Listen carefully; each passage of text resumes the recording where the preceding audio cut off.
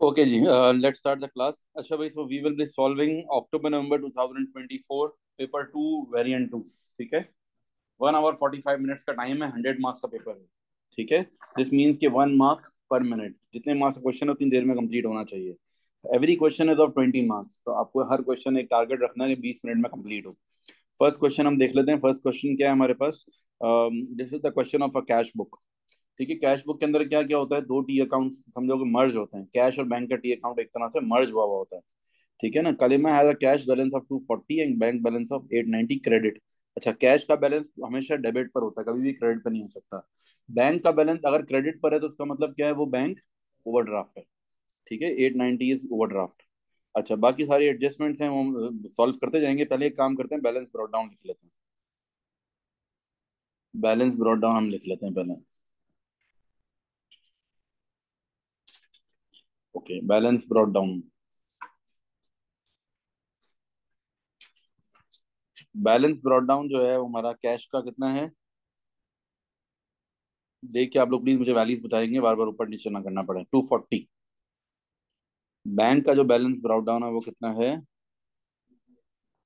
बोलें। 897। थोड़ा सा जागना है यार प्लीज। आप लोग के पास है ना पासवर्ड, तो मुझे बार बार पीछे नहीं जाना पड़ेगा। आप लोग मुझे देख के बताएंगे वैल्यूज। अच्छा भाई, अब हम चलते हैं एडजस्टमेंट्स की तरफ, जो एंट्रीज हैं दी हुई, ट्रांजेक्शन दी हुई। 890, 890। ओके। अच्छा, अभी डेट डाल लेते हैं। डेट क्या होगी हमारी, देख लेते हैं। डेट है सितंबर, 1 सितंबर। ओके, अब क्या होगा? Paid stationery in cash. First transaction है, पेमेंट हो रही है, तो कहाँ आएगा? लेफ्ट या राइट, डेबिट या क्रेडिट? क्रेडिट पर आएगा। ठीक है, तो पेमेंट हो जाएगी हमारी क्रेडिट साइड पर। स्टेशनरी और क्रेडिट साइड पर आ जाएगी पेमेंट 82 की कैश में। डेट हो जाएगी September 2।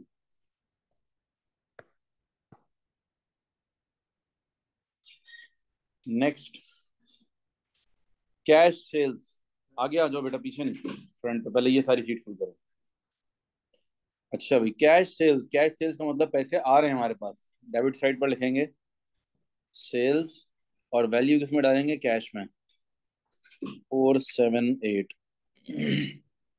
अच्छा, नेक्स्ट क्या है? A cheque for $30 received at the end of August from Badar a credit customer was dishonoured.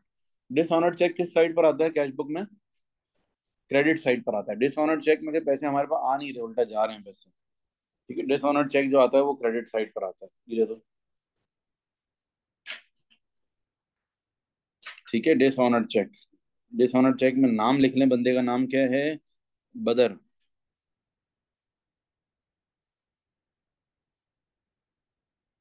Dishonoured check, bracket में बदर लिख लो, या बदर लिख के ब्रैकेट में डिसऑनर्ड चेक लिख लो, मसला नहीं है। कितना है ये? $30।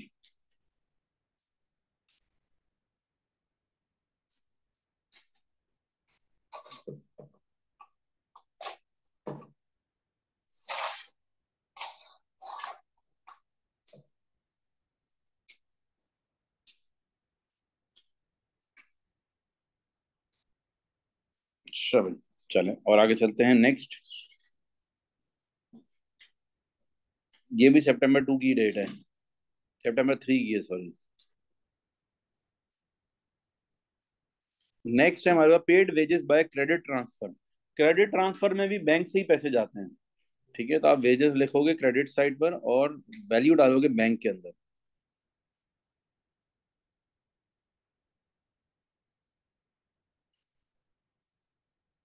Bought goods from Gulnar on credit. Bought goods from Gulnar on credit, ये कहीं भी नहीं आया।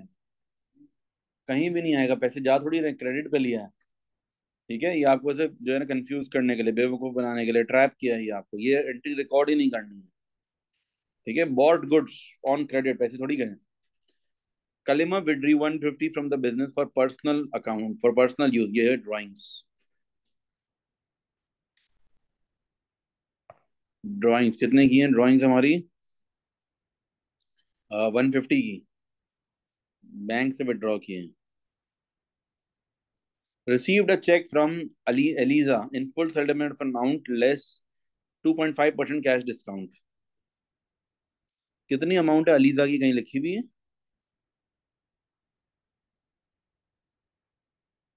बताया हुआ शुरू में ही। अलीजा से कितना ओड है? 520। 520 की अमाउंट रिसीव हुई है, लेकिन डिस्काउंट भी मिला है। जरा रफ वर्किंग कर लो। 520 के ऊपर कितना डिस्काउंट मिला है हमें? 2.5% का डिस्काउंट है। कितना बन जाएगा ये? आई थिंक 13 का डिस्काउंट हो जाएगा। चेक कर लें, कैलकुलेट कर लें। तो ये हमारे पास आ रहा है एलिजा से। लीजा 13 का डिस्काउंट हो गया, और हमें रिसीव हो गया अमाउंट कितनी हो गई? 520 - 13। 507 की अमाउंट रिसीव हो गई है। बाय चेक है या कैश है, ये देख लो। चेक है।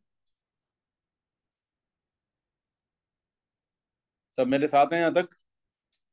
रिप्लाई करें शाबाश। Should I wait? कुछ भी नहीं लिखा। डिस्काउंट रिसीव में नहीं लिखा। वो जगह कम पड़ गई थी तो मैंने बदल लिख दिया, ब्रैकेट में बंदे का नाम लिख दिया। डिस्काउंट रिसीव में नहीं लिखा है, ये थोड़ी सी जगह शॉर्ट हो गई तो आगे निकल गया थोड़ा सा। आप सब लोग मेरे साथ हैं यहाँ तक? यस शाहजेब। शाहजेब, मैं आपको कह रहा हूँ, साथ साथ रहो यार प्लीज। आगे नहीं जाना ना पीछे रहना है। अच्छा भाई, नेक्स्ट है पे $120 cash into the business bank account. Cash को हमने बैंक अकाउंट में सबमिट कर दिया। ये कौन सा है? जैसे कॉन्ट्रा एंट्री। कॉन्ट्रा एंट्री वो होती है दोनों तरफ आए। ठीक है। तो कैश को हमने बैंक में जमा करा दिया। बैंक में पैसे बढ़ गए हमारे, बैंक में आ गए 120। बैंक में लिखेंगे डेबिट साइड पर। रेफरेंस में आएगा कैश, ब्रैकेट में सी। इसी तरीके से जो है 120 आ जाएगा,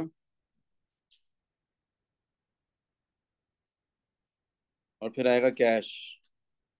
यहाँ पर रेफरेंस में आएगा bank, C. Then paid Gulnar the full amount due by credit transfer less cash discount of 2%. Paid Gulnar the full amount due by credit transfer less cash discount of 2%. Gulnar को हमने पे कर दिया है फुल अमाउंट। कितनी amount थी गुलनार की? 200 की। ठीक है, लेकिन कितने का? 2% का डिस्काउंट भी मिल गया है। रफ वर्किंग कर रहा हूँ। 200 का 2%, 180 नहीं, $4 हो जाएगा। $4 का डिस्काउंट हो गया। $4 का 40 का डिस्काउंट नहीं है। ठीक है, 200 का 2% $4 होता है। $4 का डिस्काउंट मिला, और बाकी पेमेंट कितनी कर दी हमने? 196 की पेमेंट हो जाएगी।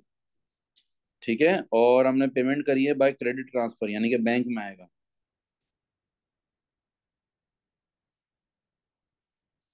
और डेट आ जाएगी आपकी 21। Sold goods to Eliza on credit 1450। Sold goods to Eliza. Eliza को हमने गुड्स सोल्ड कर दिए हैं 1450 के ऑन क्रेडिट। कुछ भी नहीं होगा इसका। अगेन वही वाली, ना पैसे आ रहे हैं ना पैसे जा रहे हैं। A credit note totalling 325 what issued to Eliza. इससे भी कोई फर्क नहीं पड़ेगा। क्रेडिट नोट से कोई कैश पे थोड़ी फर्क पड़ता है हमारे। बस ये ट्रांजेक्शन हो गई हमारी सारी। बस अब हमने क्या करना है, इनकी बैलेंसिंग करनी है। अच्छा, बैलेंसिंग के अंदर एक बात याद रखना, जो डिस्काउंट का कॉलम होता है उसकी कोई बैलेंसिंग नहीं होती, बस टोटल हो जाता है। तो डिस्काउंट डेबिट साइड पर कितने का है? 13 का है। क्रेडिट साइड पर भी डिस्काउंट है सिर्फ और सिर्फ 4 का। अच्छा, एक लाइन नीचे रख देते थोड़ा सा, दोनों तरफ एक एक लाइन रखें बैलेंस कैरी डाउन की। बैलेंस सीडी की जगह दोनों साइड पर रखनी है हमें। उसके बाद हम जाएंगे टोटलिंग के ऊपर।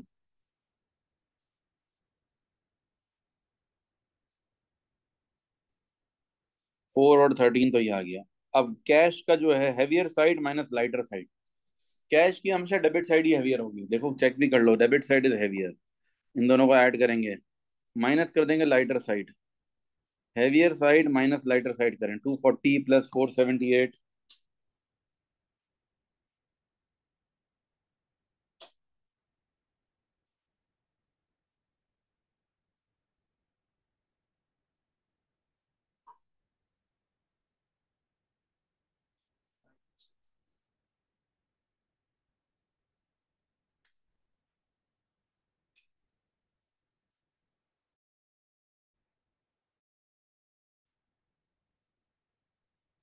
क्या आ रहा है जरा, heavier side minus lighter side करें बेटा, टोटल करें, लेफ्ट साइड का टोटल क्या बन रहा है?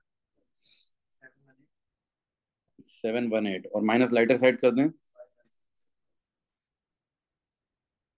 इसी तरह से बैंक का करें।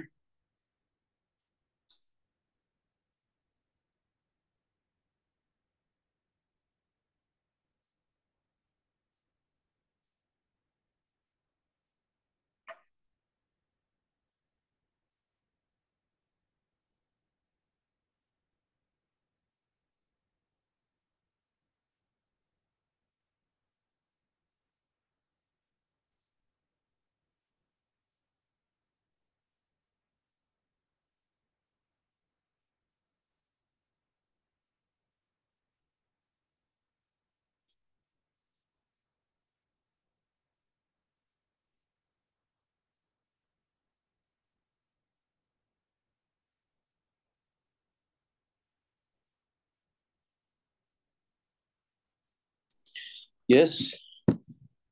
अब बैंक का करेंगे, बैंक का I think right side is heavier, right side heavier है, टोटल करें जरा इसका। 2656, 2029।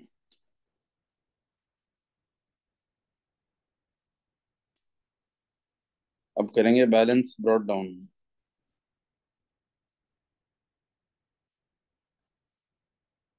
Then again balance brought down. 2029, अच्छा। तो इनको डबल अंडरलाइन करेंगे, कैश और बैंक को, डिस्काउंट को डबल अंडरलाइन नहीं करेंगे। ठीक है। This is it, this is the cash book जो कि हमारी हो गई कंप्लीट। 13 मार्क्स का पार्ट हो गया हमारा। ठीक है, टोटल 20 मार्क्स का होता है क्वेश्चन, 7 मार्क्स की हो सकता है, देखते हैं आगे क्या है, थ्योरी होगी या कोई कैलकुलेशन होगी, लेट्स सी।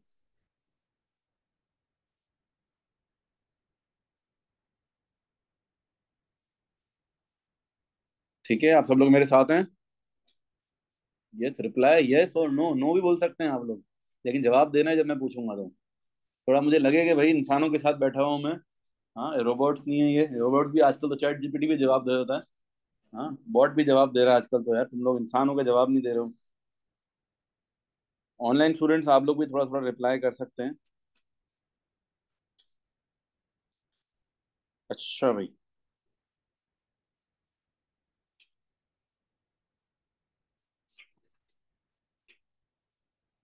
चलें भाई, let's continue. What does the credit balance on the banks on 1 September represent? Credit balance क्या रिप्रेजेंट करता है? It represents bank overdraft. लिखते हैं भाई, it represents bank overdraft. Prepare the account of Alida as it would appear in Kalima's books. Balance the account and bring down the balances on 1 October. अच्छा भैया, ELISA की account बनाना है। ELISA कौन है, customer है सप्लायर है, ये बताओ। अलीजा से हम सामान खरीदते हैं बेचते हैं? कस्टमर है भाई। अलीजा का ओपनिंग बैलेंस कितना था? 520। कस्टमर का बैलेंस हमेशा कौन सा फॉर्मेट फॉलो होगा? सेल्स लेजर कंट्रोल अकाउंट वाला। Keep this in mind, customer है ना तो एसएलसी वाला फॉर्मेट फॉलो होगा, यानी कि balance brought down will come on the debit side. Supplier के लिए पीएलसी वाला फॉर्मेट फॉलो होगा। बैलेंस ब्रॉट डाउन कितना था? 520 का। अच्छा भाई, क्रेडिट सेल्स। इसके बाद यहाँ पर आएगा बैंक पेमेंट, फिर आएगा discount allowed.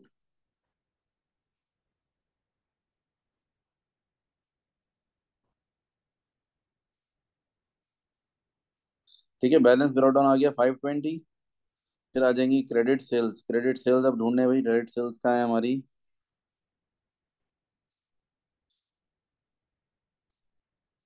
Sold goods to Eliza on credit 1450। Eliza की दो ही एंट्रीज हैं, 2014 की और 23 की। 14 पर क्या हमने पेमेंट करी है, रिसीव की है पेमेंट। 2.5% का डिस्काउंट भी मिला था, डिस्काउंट हमने अलाउ किया था। 13 का डिस्काउंट था, और पेमेंट कितनी आई थी? 507। और जो नए हमने गुड्स खरीदे वो कितने के खरीदे थे? गुड्स खरीदे थे हमने 1450 के।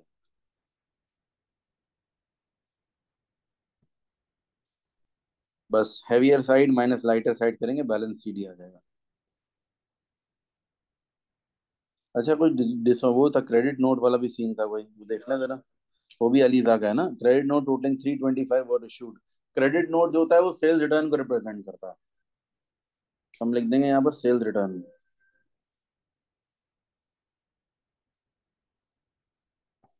कितने का क्रेडिट नोट है? 325 का।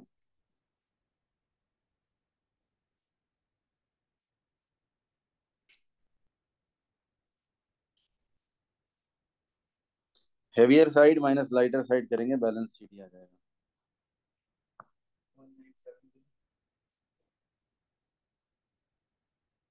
ठीक है, 1970 टोटल हो जाएगा। बैलेंस शीट कितना आ रहा है?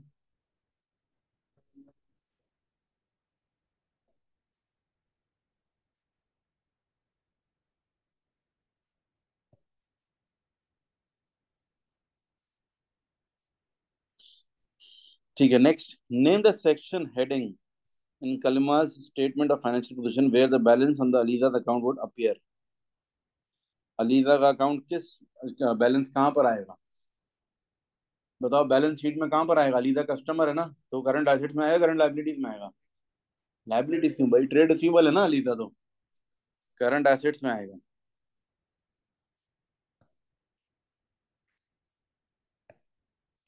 ठीक है, करंट एसेट्स के अंदर आएगा। This question is done. कितनी देर में हुआ है हमारा? 24 पे आई थिंक वी स्टार्टेड ना। 48 पे एंड हुआ है। स्टार्ट कब किया था हमने?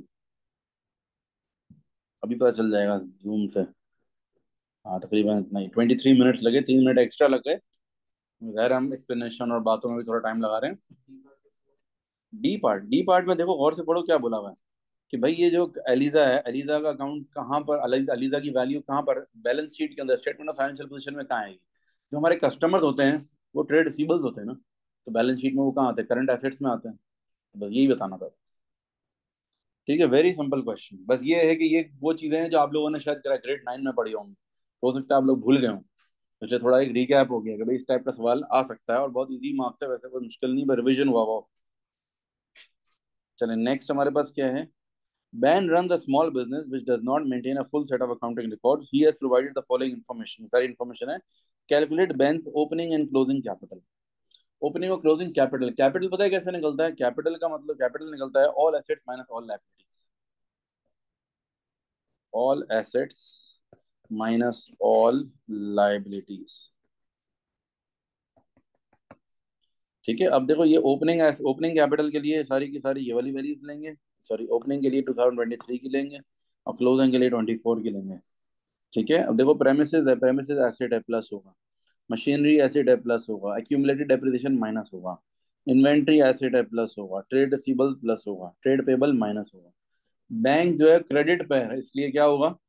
माइनस, ये भी लायबिलिटी है। और अदर रिसीवेबल्स प्लस।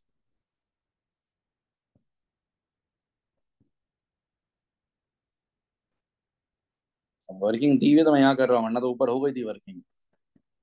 वर्किंग की स्पेस प्रोवाइडेड है, तो इट्स बेटर कि आप यहीं पर लिखो।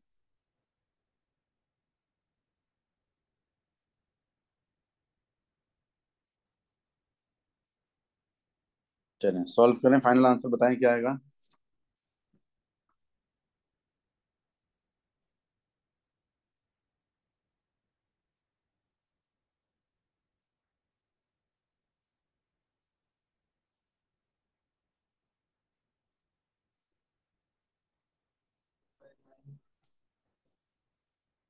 क्या आंसर आ रहा है? 259900। हाँ, 259900। ये आ गया आपका ओपनिंग कैपिटल।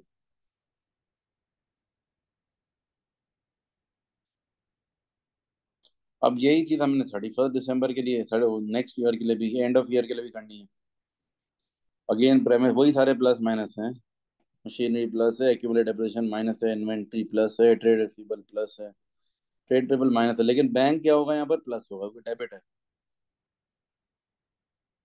ठीक है, 140,000 106,000, 36,000,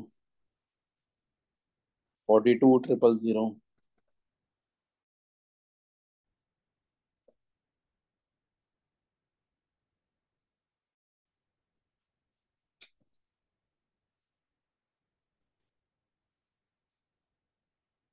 निकालें, क्या आंसर आ रहा है? 289। आगे और लोग भी चेक कर लें एहतियातन। किसी एक की कैलकुलेशन मिस्टेक हो तो कोई और देख लें एहतियातन। दो तीन लोग, सब लोग कैलकुलेट करें अपने अपने पास।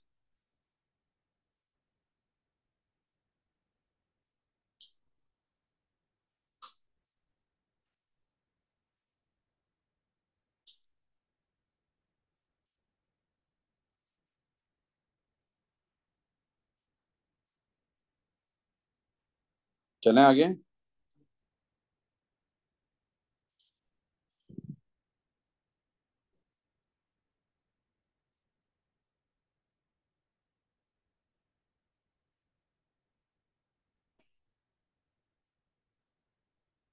चलें, let's move forward.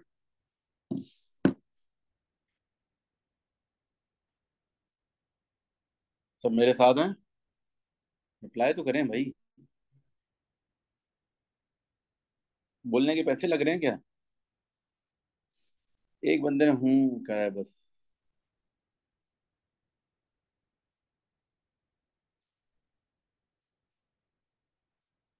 During the year ended 31st March, Ben withdrew goods for his own use, $620.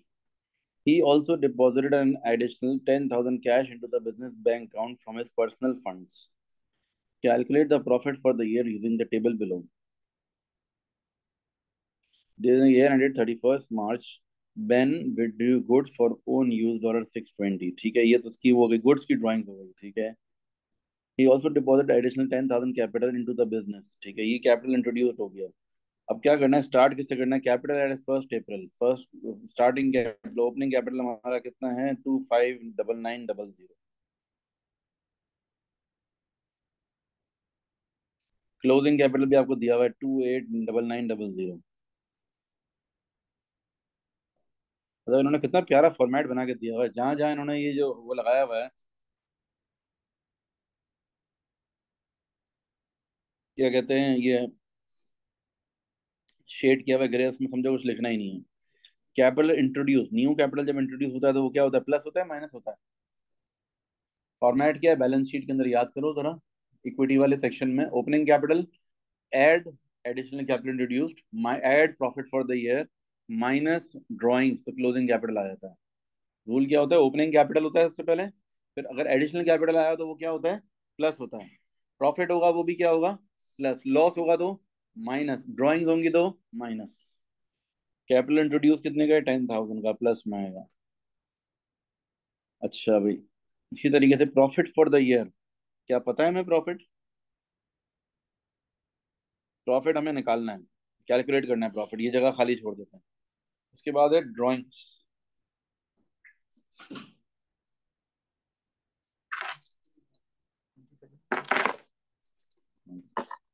उसके बाद है ड्राइंग्स। ड्राइंग्स के बारे में क्या बताया हुआ है?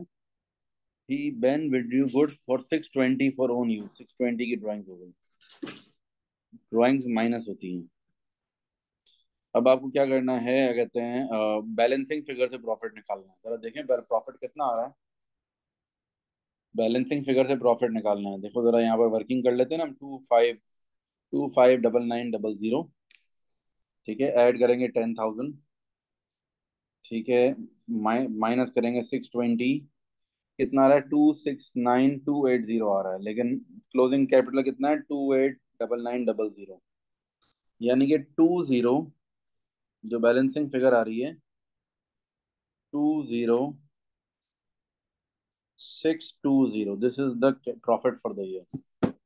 किस तरीके से किया मैंने? इस तरीके से देखो, होता है ये opening capital plus additional capital plus profit minus drawings is equals to closing capital. ये इक्वेशन है, समझ रहे हो? ये पूरी इक्वेशन है। अब इस इक्वेशन में से कौन सी चीज अननोन है? सिर्फ प्रॉफिट अननोन। ओपनिंग कैपिटल आपको पता है कितना है, 259900। एडिशनल कैपिटल 10,000 का। प्रॉफिट नहीं पता। ड्राइंग्स कितने की है, 620 की। क्लोजिंग कैपिटल आपको पता है, 289900 बस। अब इस पूरे को सॉल्व करके प्रॉफिट निकाल सकते हैं। इस पूरे को सॉल्व करो, 259900 प्लस 10,000 माइनस 620, जो आएगा उसको सामने भेज दो, वहां जाकर माइनस हो जाएगा। प्रॉफिट आ जाएगा आपका 289900 माइनस, इस पूरे को सॉल्व करो तो क्या बनता है, 259900 प्लस 10,000 माइनस 620। ये पूरा नेट ऑफ फिगर क्या बन रही है, 269280। ये नेट फिगर बन रही है, वहां जाकर माइनस हो जाएगी। तो फाइनल आंसर आपका प्रॉफिट का क्या आ जाएगा, ये जो मैंने निकाला है, 20620। This is the profit. देख लें ये वर्किंग है।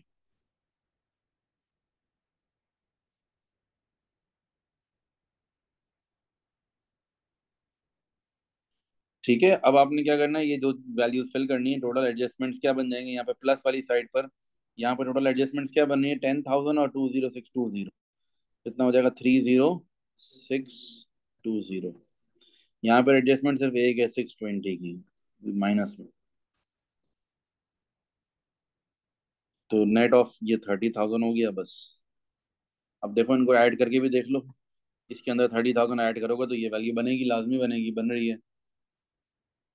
ठीक है, वर्किंग इसकी ये है सारी, ऊपर जो मैंने करी हुई है।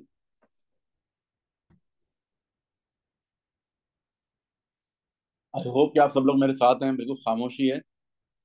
ये बात समझ में आ रही है ना, बिल्कुल सिंपल वर्किंग है, जो कि इक्विटी सेक्शन की वर्किंग है। तो एक चीज नई नजर आ रही है आप लोग को, एडिशनल कैपिटल। आमतौर पर ये बहुत कम क्वेश्चन में आता है एडिशनल कैपिटल। तो बस ये याद रख लो कि ये एडिशनल कैपिटल भी प्लस ही होता है। ओपनिंग कैपिटल के बाद अगर किसी क्वेश्चन में एडिशनल कैपिटल आ जाए तो वो ऐड होता है। ठीक है, प्रॉफिट भी ऐड होता है, ड्राइंग्स माइनस होती है, क्लोजिंग कैपिटल आ जाता है। चलें, अब नीचे क्या है, नेक्स्ट हमारे पास क्या दिया हुआ information, calculate the credit purchase. कैसे निकलेंगे सोचो जरा। क्रेडिट परचेज निकालनी है, और गिवन क्या क्या इन्फॉर्मेशन है, पेमेंट टू क्रेडिट सप्लायर दिया हुआ है, कैश सेल्स दी हुई हैं, ये तो शायद किसी काम की नहीं है, रिसीट फ्रॉम क्रेडिट कस्टमर दिया हुआ है। निकालना क्या है, क्रेडिट परचेज निकालनी है। अच्छा, ओपनिंग और क्लोजिंग हमें वो भी दिया हुआ होगा ना। हमें ट्रेड पेबल्स का ओपनिंग बैलेंस भी दिया हुआ है और ट्रेड पेबल्स का क्लोजिंग बैलेंस भी दिया हुआ है। तो हम एक काम करें ना, पीएलसीए बना लें, परचेज लेजर कंट्रोल अकाउंट बना के हम क्रेडिट परचेज निकाल सकते हैं ना। आप सबको याद होगा कंट्रोल अकाउंट का जो वो है टॉपिक, उसके अंदर आप परचेज लेजर कंट्रोल अकाउंट बना के क्रेडिट परचेज निकाल सकते हो।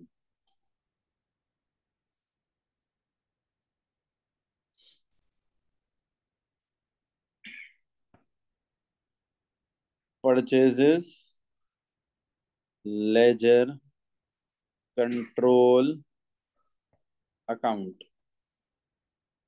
अब परचेज निकालोगे, बैलेंस ब्रॉट डाउन आ जाएगा क्रेडिट साइड पर, बैलेंस कैरी डाउन आ जाएगा डेबिट साइड पर। यहाँ पर आ जाएंगी क्रेडिट परचेजेस, यहाँ आ जाएगा आपका बैंक।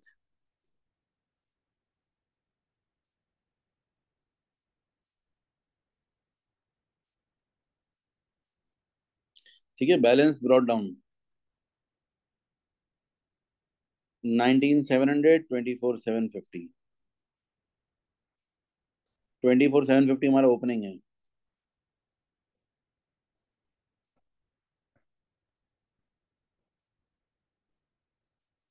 और पेमेंट टू सप्लायर 224,700। ठीक है, अब हम करेंगे heavier side minus lighter side.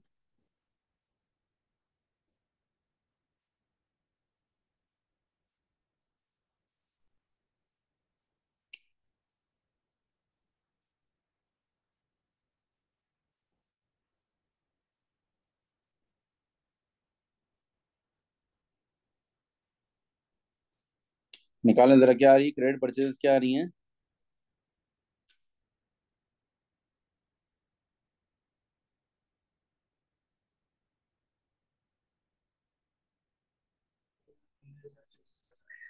अच्छा, 219,650 ये क्रेडिट परचेज आ रही है, लेकिन इसमें एक एडजस्टमेंट है। एक बात याद रखना, जो गुड्स की ड्राइंग्स होती है ना वो परचेज में से माइनस होती है।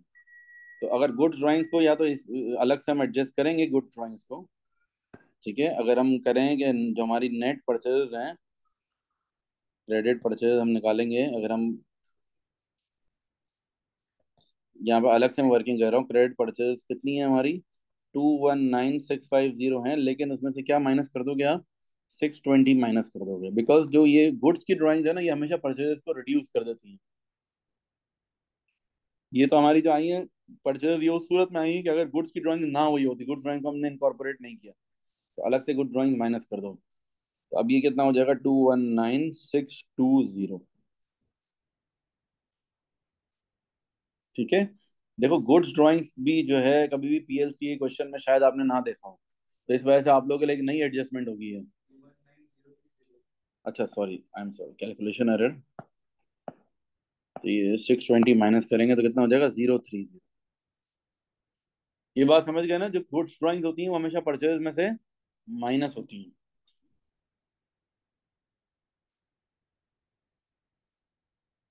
चलें और आगे चलें।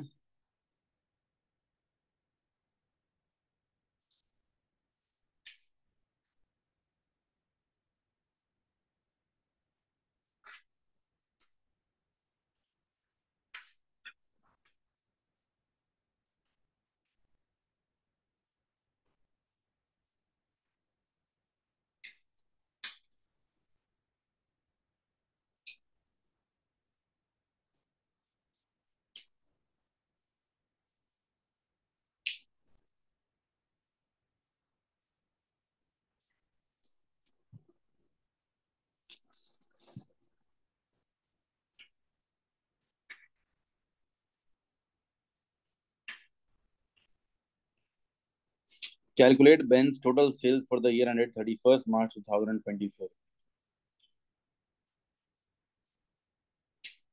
Calculate Ben's total sales for the year ended 31st March 2024. Total sales के लिए तो cash sales plus credit sales करना पड़ेगा आपको। ठीक है, पहले तो एक काम करो, क्रेडिट सेल्स के लिए तो आप वही कर लो, पी एस एल सी बना लो।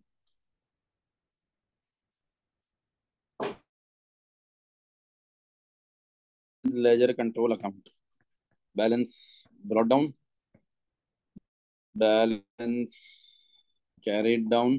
कोशिश करना कि शॉर्ट फॉर्म यूज ना करो। खैर यहाँ पर शॉर्ट फॉर्म का थोड़ा सा लीनियंसी मिल सकती है कि हमारी वर्किंग है, क्वेश्चन में कंट्रोल अकाउंट बनाने को नहीं बोला, हम खुद वर्किंग कर रहे हैं। ठीक है ना, तो यहाँ डेट वेट भी नहीं डालने चलेगा। ठीक है, वैसे यूजुअली नॉर्मली अगर क्वेश्चन में रिक्वायरमेंट आए प्रिपेयर कंट्रोल अकाउंट, तो you can not use short form anyway. ठीक है, लेकिन बैलेंस के अंदर तो कोशिश करोगे ना ही करो, बैल बैल बीडी नहीं लिखना कभी भी। अच्छा, अब हमारे पास ये आ जाते हैं ट्रेड रिसीवेबल्स क्या आएंगे, ओपनिंग और क्लोजिंग बैलेंसेस। ट्रेड रिसीवेबल्स के बैलेंसेस जरा देख लो, 39,600, 43,400,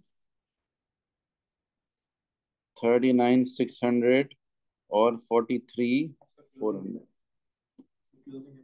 ये, हाँ, क्लोजिंग और ओपनिंग बस ये देख लेना जरा, ऑपोजिट ना हो जाए, हाँ? सही है। अब उसके बाद आएगा ड्यूरिंग द ईयर जो हमने पेमेंट जो की हैं, रिसीट्स हैं, receipts from credit customer, 2 3 2 4 5 2 0 0।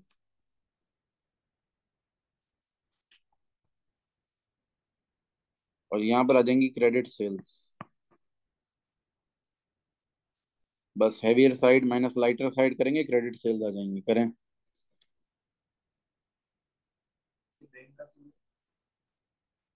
Bank दिया हुआ ऊपर देखो।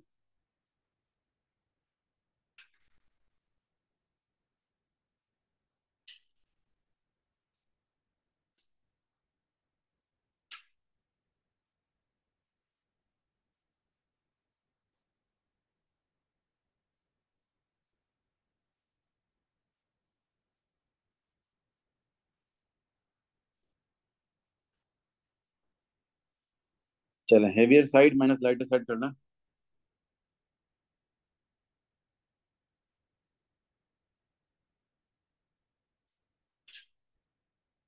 चलें अभी शाबाश।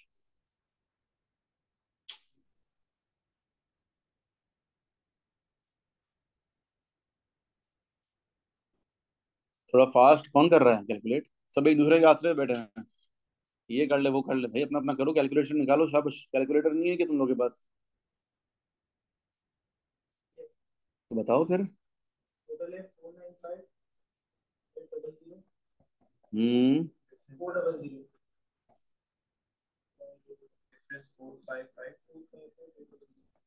455 total.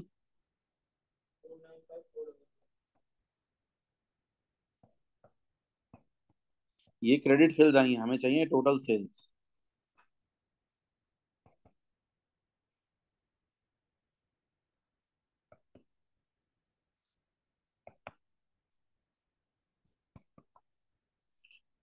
Cash sales plus credit sales, credit cash sales ऊपर से जाकर देखें कितनी थी, 21,000 की।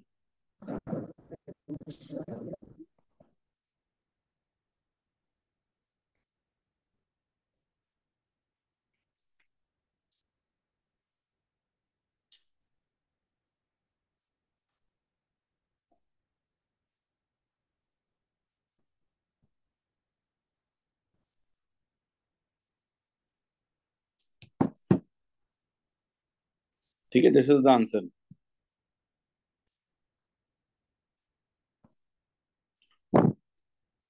As his business is growing, Ben is considering maintaining a full set of accounting records. To allow him do this, he believes that he would need to employ an experienced bookkeeper at a salary of 18,000. Advise Ben whether or he should employ a bookkeeper. Justify your answer with two advantages and two disadvantages. अच्छा भाई, एक book keeper रखने के फायदे और नुकसान। 5 marks का question है, दो एडवांटेजेस बताओगे आप, दो डिसएडवांटेजेस, और 1 मार्क होगा आपके ओपिनियन। क्या करना चाहिए, बुक कीपर रखना चाहिए या नहीं रखना चाहिए? बताओ। रखना चाहिए ना, ऑब्वियसली यही जवाब देंगे। अगर कोई नो भी बोलेगा तो कोई मार्क्स मिल जाएंगे, लेकिन बेहतर यही है कि आप बोलो यस, बेन शुड हायर। अच्छा, ओपिनियन पहले भी दे सकते हैं, आखिर में भी दे सकते हैं, मर्जी है। शुरू में मैंने पहले दे दिया, hire a, hire an experienced book keeper.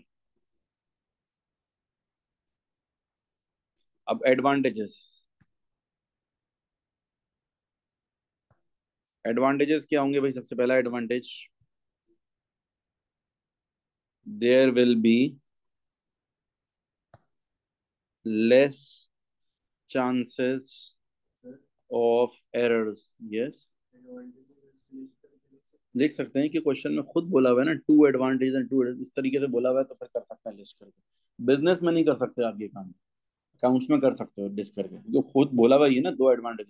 Sometimes exam में खुद ही आ जाता है वन और कॉमा इस तरह लिस्ट करने का। ठीक है, पहला हो गया। या अगर अगर एहतियातन ये ना करना चाहो ना करो, नंबर नहीं डालो बस। लिख दिया there will be less chances of errors. एक एडवांटेज बता दिया आपने, दूसरे एडवांटेज में लाइन चेंज कर लोगे। दूसरा क्या एडवांटेज होगा बुक कीपर हायर करने का? Accounts records will be accurate,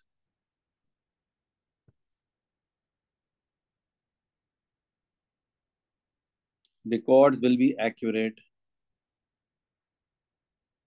which will be helpful to analyze the performance of the business। ठीक है, रिकॉर्ड्स एक्यूरेट होंगे तो उसको परफॉर्मेंस एनालाइज करने में भी आसानी होगी कि भाई कौन सा डिपार्टमेंट सही काम कर रहा है, कौन सा नहीं कर रहा है। वरना तो इनकम्प्लीट रिकॉर्ड्स में क्या होगा, साल के आखिर में जाके एक ही मरतबा प्रॉफिट पता चलेगा। इसमें तो हर महीने प्रॉफिट ही पता चल रहा होगा, रिकॉर्ड बने हुए होंगे तो डेली बेसिस पे प्रॉफिट देख सकते हैं आज तक कितना प्रॉफिट हो गया। इनकम्प्लीट रिकॉर्ड में प्रॉफिट आ जाता है, लेकिन क्या होता है साल के आखिर में आता है फिर वो।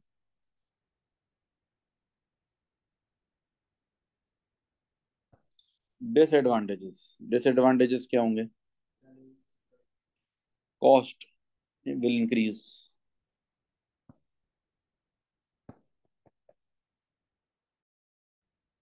Cost will increase.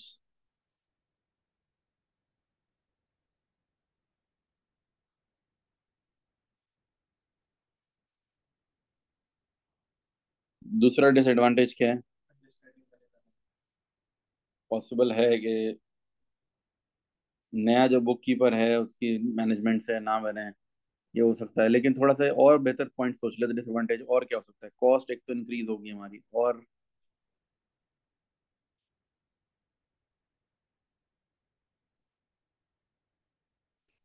अगर हम ये कह सकते हैं कि the profit will remain same. Book keeper तो आपको रिकॉर्ड कर देगा, बट उसकी वजह से कोई प्रॉफिट तो नहीं बढ़ेगा। द प्रॉफिट और sales will not increase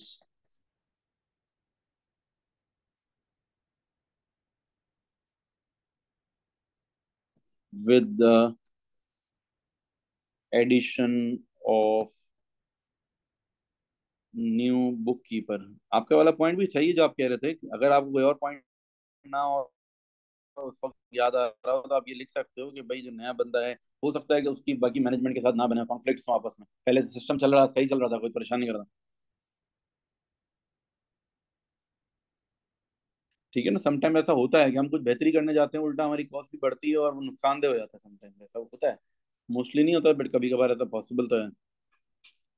Ben has reviewed the age and level of his trade receivables and believes that he should provide for possible doubtful debts.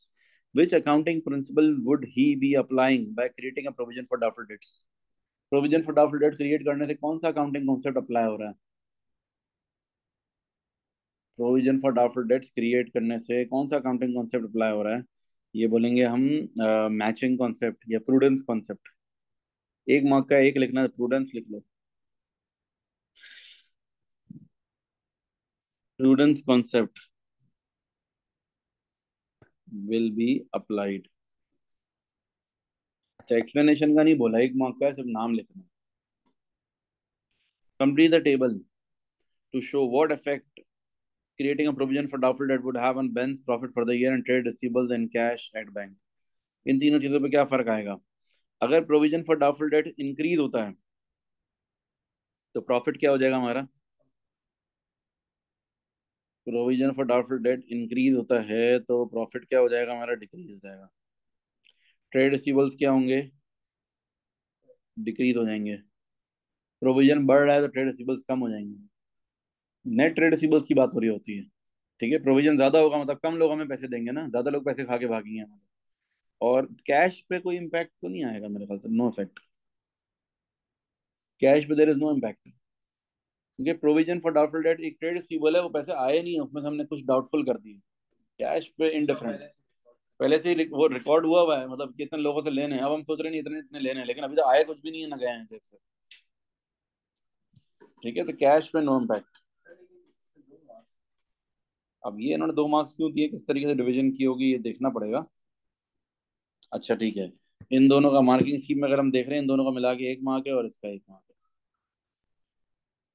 ठीक है, समटाइम्स ऐसा होता नहीं, वैसे 3 मार्क्स होने चाहिए असूलन तो, लेकिन अब इन्होंने 2 रखे हुए हैं, तो कोई सी 2 चीजों के जो ज्यादा इजी है ना, ये दोनों इजी थे, ज्यादातर बच्चों के ये सही होंगे या गलत होंगे, तो उन्होंने एक दे दिया इसका पूरा और एक इसका अलग कर लिया। ठीक है, now 2 question are done.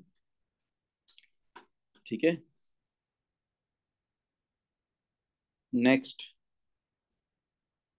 Next question हमारा क्या है? ये है हमारा सब्सक्रिप्शन कैफे का, एनपीओ का क्वेश्चन है, नॉन प्रॉफिट ऑर्गेनाइजेशन। ठीक है, non profit organisations. Sports Tea. Sports Tea is a club providing sporting facilities to its employees, members. The club has all sporting equipments. Club also runs a small cafe. Okay. अच्छा भाई, all sales on the cafe are on cash basis. ठीक है। Receipts throughout the year. 3 हमारी receipts हुई, cafe sales हुई है, member से subscription हुई है, बैंक इंटरेस्ट आया। ठीक है, पेमेंट्स भी हुई है पूरे साल में ये। क्या है? ठीक है, क्या करना है? The contract for hiring the sport equipment is this. Okay, rent भी दिया हुआ है आपको। अब करना क्या है हमें? Prepare monthly cafe income statement. Okay, cafe की इनकम स्टेटमेंट बनानी है। स्टार्ट किससे होंगी? सेल्स से। ठीक है, स्टार्ट करेंगे हम सेल्स से। कितनी है कैफे की सेल्स?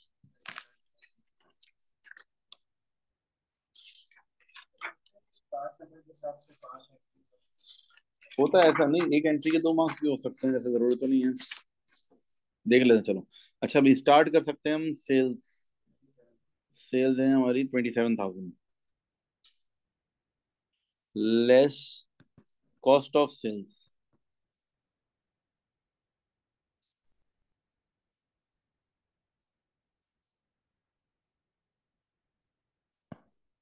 कॉस्ट ऑफ सेल्स में आ जाएगा सबसे पहले ओपनिंग इन्वेंट्री,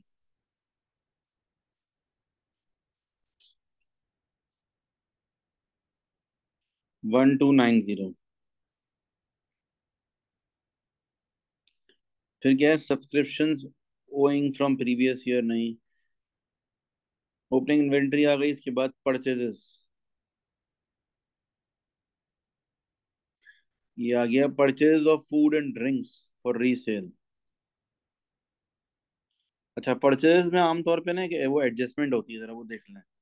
8220 की परचेज हुई है, लेकिन एडजस्टमेंट होगी। देखो परचेज का अगर हमारे पास जो है कुछ बैलेंस ब्रॉट डाउन या कैरी डाउन होगा अगर, वो जरा देख लें।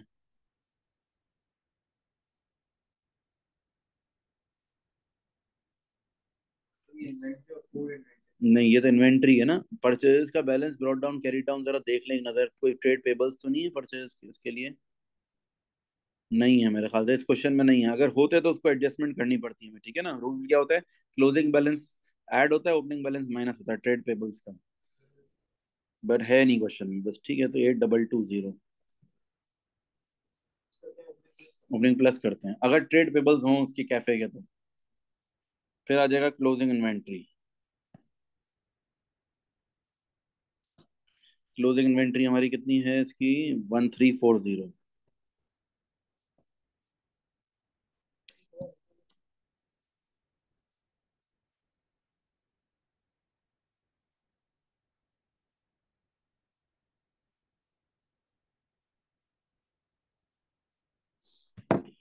ठीक है, टोटल करें जरा क्या बनेगा।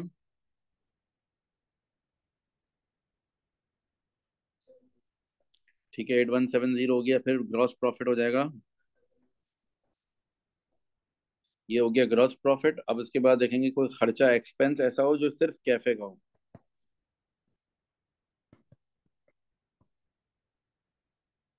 एक्सपेंसेस में भी सिर्फ कैफे के एक्सपेंसेस देखने हैं हमें।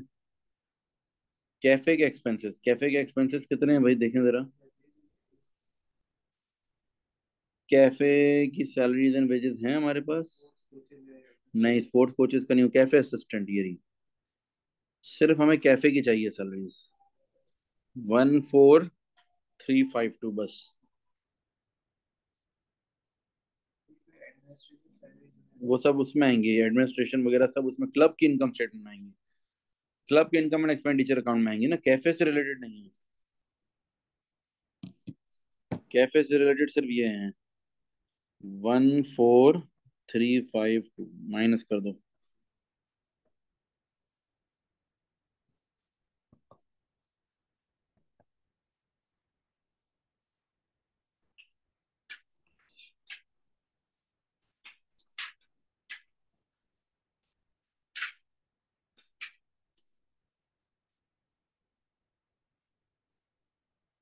ठीक है 4478।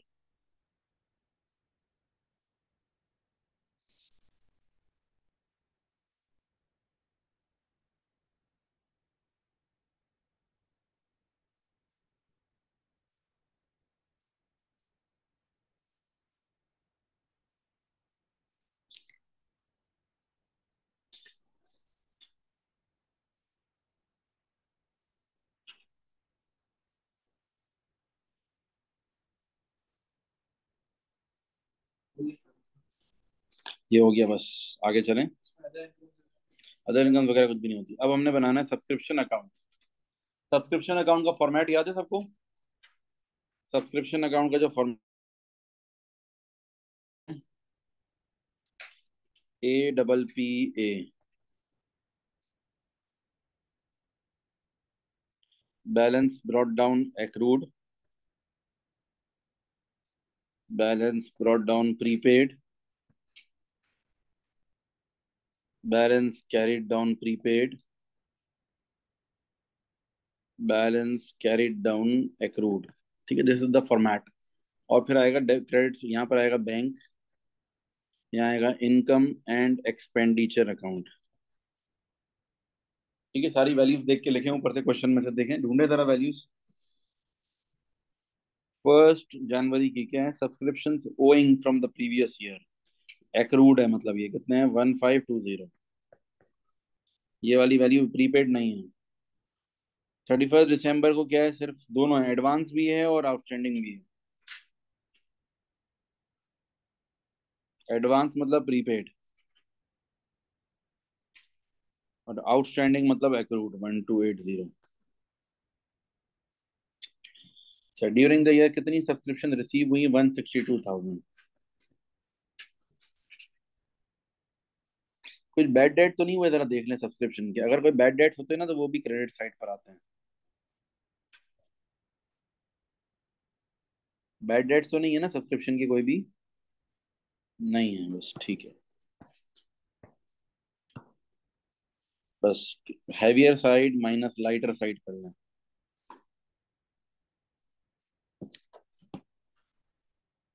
इनकम एंड एक्सपेंडिचर अकाउंट आ जाएगा।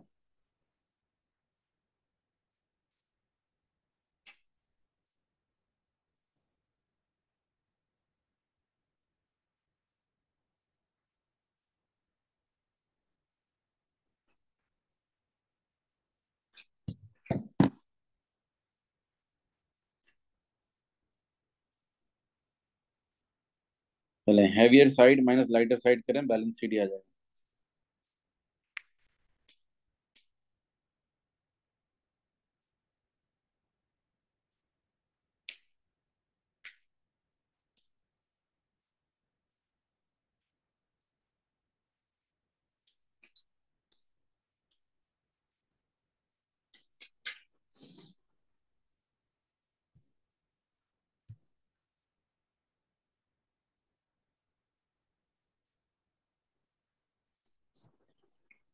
चले भाई, कौन कौन करेगा, मैं इंतजार में हूँ।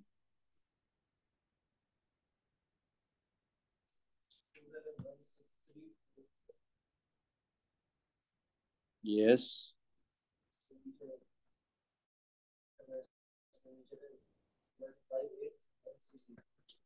158960।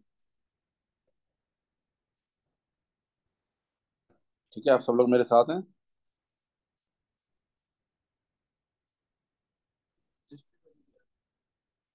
इसको कहते हैं बस बैलेंसिंग फिगर। अच्छा, डेट्स डालने, डेट लिखा हुआ है ना, तो एक माह के तमाम डेट्स का मिला के एक माह के, इस पर आ जाएगा आपका 1 जनवरी 2023, 1 जनवरी, बाकी सब पर 31 दिसंबर।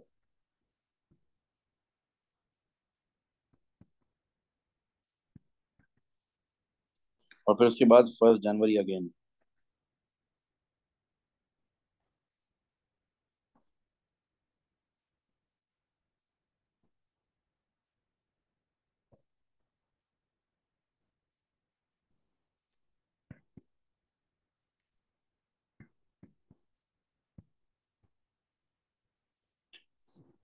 ठीक है, चलें, लेट्स मूव फॉरवर्ड।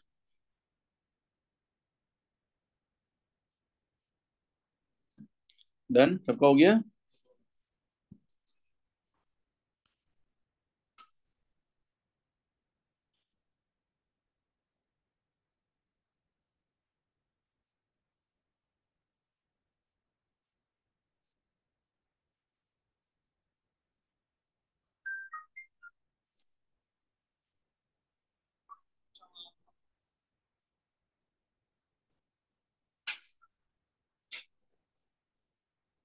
चलें भाई, नेक्स्ट। अब क्या करना है, prepare income and expenditure account. Income and expenditure account के अंदर सबसे पहले होगा इनकम।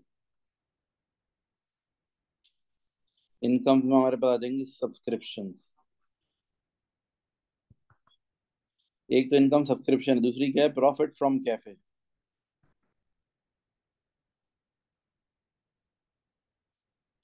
थर्ड हमारे पास क्या है, इंटरेस्ट।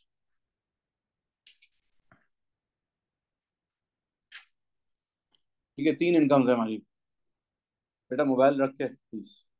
मोबाइल अंदर जाएगा तो कॉन्सेप्ट दिमाग में जाएगा। मोबाइल जब तक बाहर होगा कुछ नहीं समझ आएगा। देखो सबसे पहले क्या है आपके पास आएगा वन बाय वन। सब्सक्रिप्शन हमने निकाल ली है अभी। 158960। इंटरेस्ट इनकम है हमारी। प्रॉफिट फ्रॉम कैफे, ये भी इनकम है। 4478। ठीक है, अजान का वेट कर लेते हैं 1 मिनट।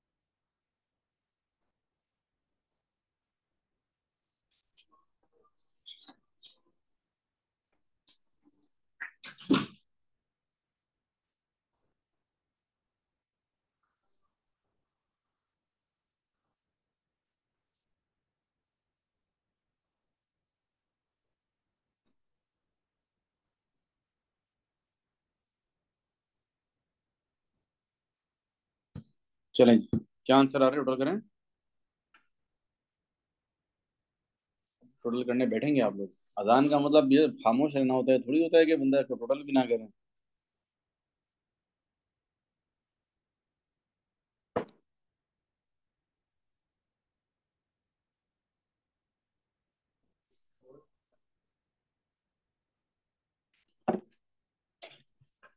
क्या रहा है हमारा।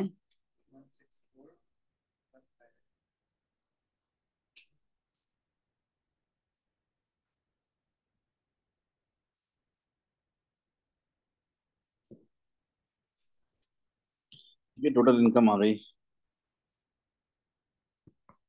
लेस करेंगे एक्सपेंडिचर।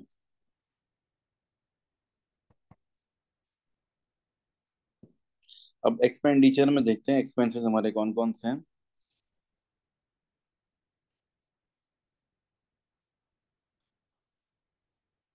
एक्सपेंसेस कौन कौन से, सबसे पहले तो स्पोर्ट्स कोचेस, ये सैलरीज हो गई, एडमिनिस्ट्रेशन सैलरीज हो गई।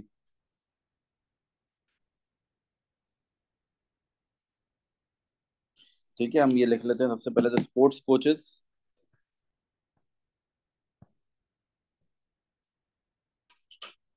ये है 58,220। इसके बाद एडमिन सैलरीज।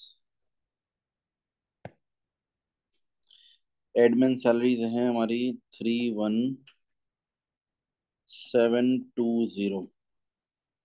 उसके बाद नेक्स्ट हमारे पास क्या है, रेंट ऑफ प्रेमिसेस। अच्छा, कोई एडजस्टमेंट भी दी हुई थी। The contract for hiring sports equipment 34,800 per annum. ठीक है। और rent is from the period from 1 January to 31 January. Rent जो है 13 मंथ्स का है। रेंट के अंदर एडजस्टमेंट होगी फिर। देखो रेंट जो आपका है, रेंट जो है 13 मंथ्स का रेंट है ये। ठीक है, अब रेंट हमारा है 16,250। कितने महीनों का, 13 महीनों का। हमें तो 12 मंथ्स का चाहिए होता है ना। 12/13 कर लेंगे ताकि 12 महीनों का रेंट आ जाए। देखो इन्होंने 1 जनवरी से लेके अगले साल के 31 जनवरी तक पे कर दिया है। 16,250। या तो एक बात ये है कि 12 महीने का निकाल लो, या 1 महीने का निकाल के माइनस कर दो। दोनों ऑप्शन है, आपकी मर्जी है। 1 महीने का निकाल लो तो प्री माइनस कर दोगे। 15,000 का रेंट हो जाएगा। ठीक है, रेंट हो गया 15,000 का। उसके बाद क्या next?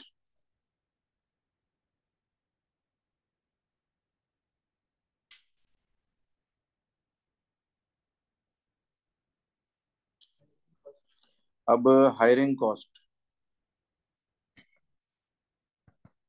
Hiring cost of sports equipment.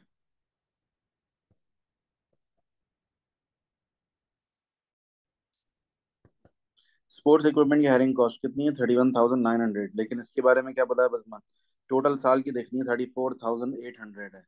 हम यही ले लेंगे बस। हम 34,800 पूरा लेंगे। देखो पेमेंट कम हुई हुई, 31,900 की पेमेंट हुई हुई है, लेकिन हमें तो नीचे बताया हुआ है ना कि साल का इतना है, तो हमें पूरा ही लेना है साल का। जो नहीं भी पे हुआ वो भी आउटस्टैंडिंग में चला जाएगा बैलेंस शीट में। अगर बैलेंस शीट बनाने को बोली हुई तो। बैलेंस शीट तो है नहीं क्वेश्चन में, चलो। और क्या है? Rates and insurance.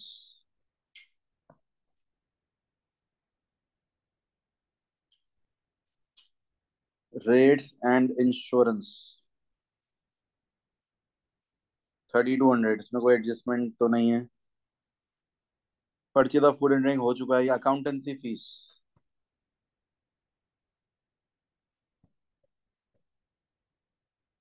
Accountancy fees 2400।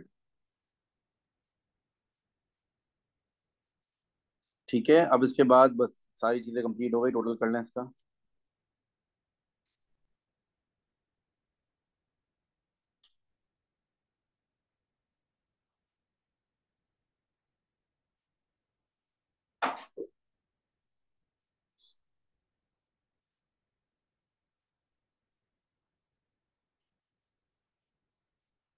Total कर लें, शाबाश।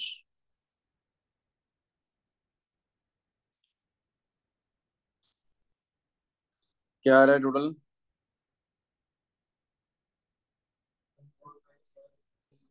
145340, और माइनस करने के बाद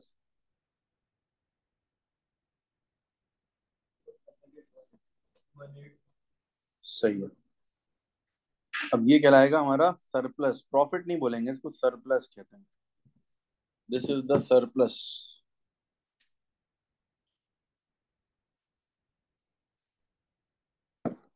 ठीक है, दिस इज द सरप्लस। बहुत अच्छा पेपर है।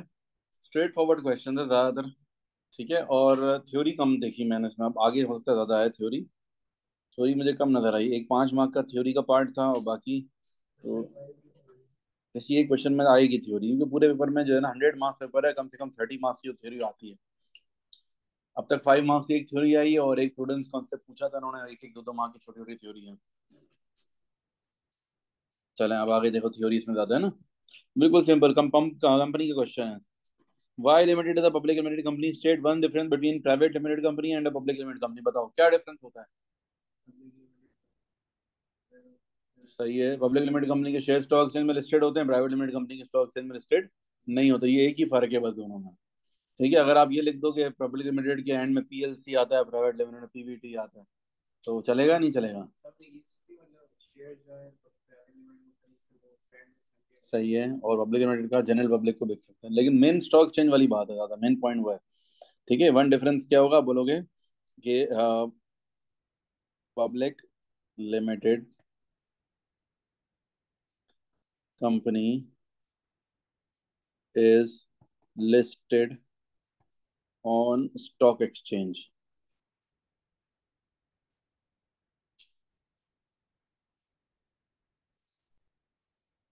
whereas a private limited company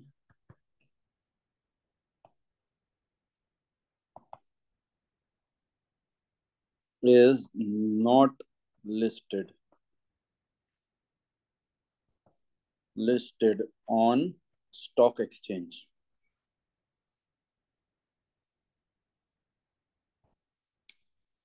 Explain the difference between issued share capital and called up capital.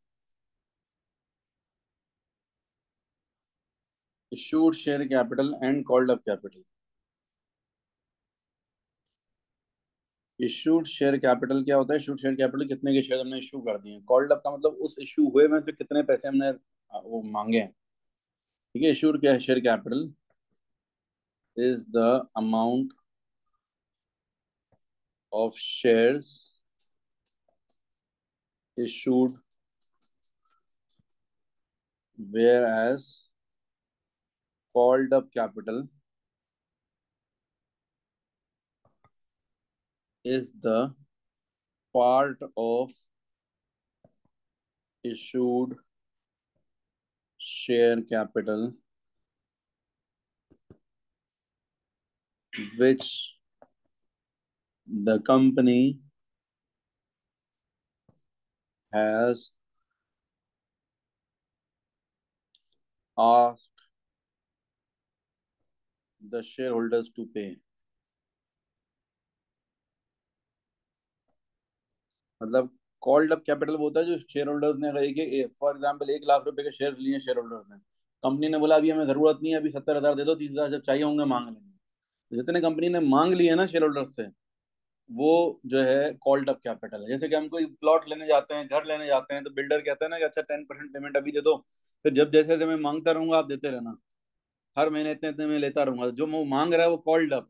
इस तरह शेयर्स में भी ऐसा होता है, पूरे पैसे एक साथ नहीं देने होते। एक कंपनी जो है शेयर इशू करती है, तो हर शेयर होल्डर ने अगर $2 का शेयर लिया तो कंपनी बोलेगी अच्छा $2 पहले दिन पे नहीं करना है, शुरू में 0.5 डॉलर पे कर दो, फिर हम 6 महीने के बाद से जो है $0.5 और लेंगे, फिर 1 महीने बाद, 2 महीने बाद थोड़े से और लेंगे। इस तरह ये जो मांगते रहेंगे कॉल्ड अप कहलाता है। State two benefits of operating as a limited company. Limited company के फायदे, सबसे पहला फायदा तो क्या होता है, liability is liability is limited.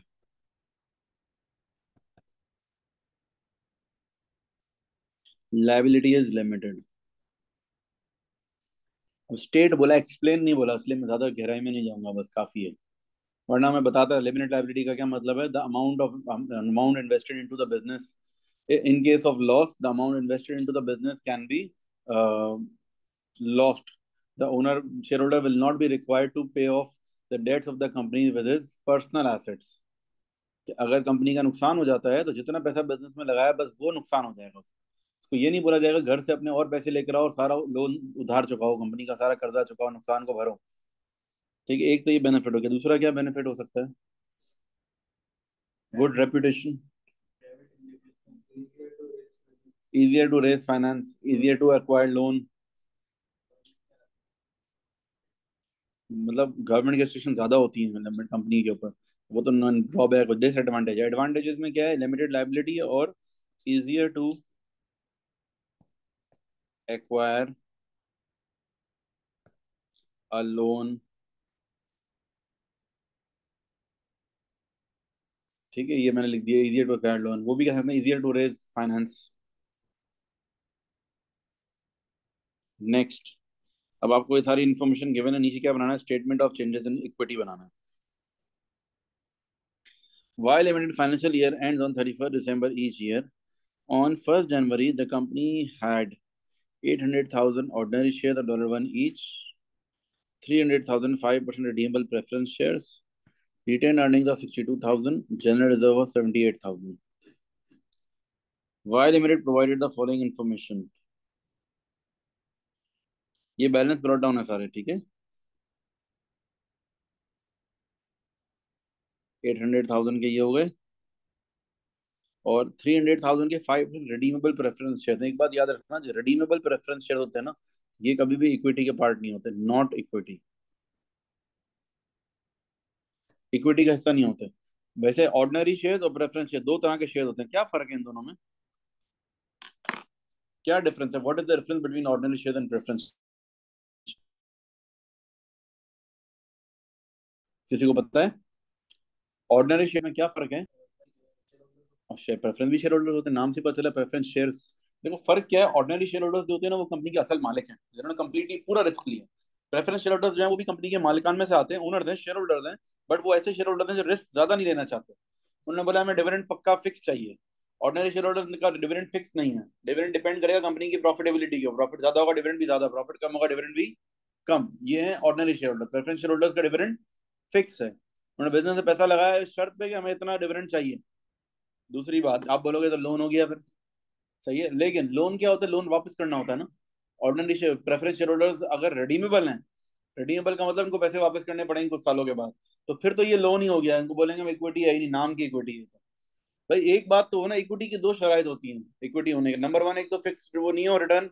Number two ये कि पैसा जो लगा दिया वापस ना ले। बोले भाई मैं प्रॉफिट लूंगा, बिजनेस में जो पैसा लगा दिया मैंने लगा दिया हमेशा के लिए।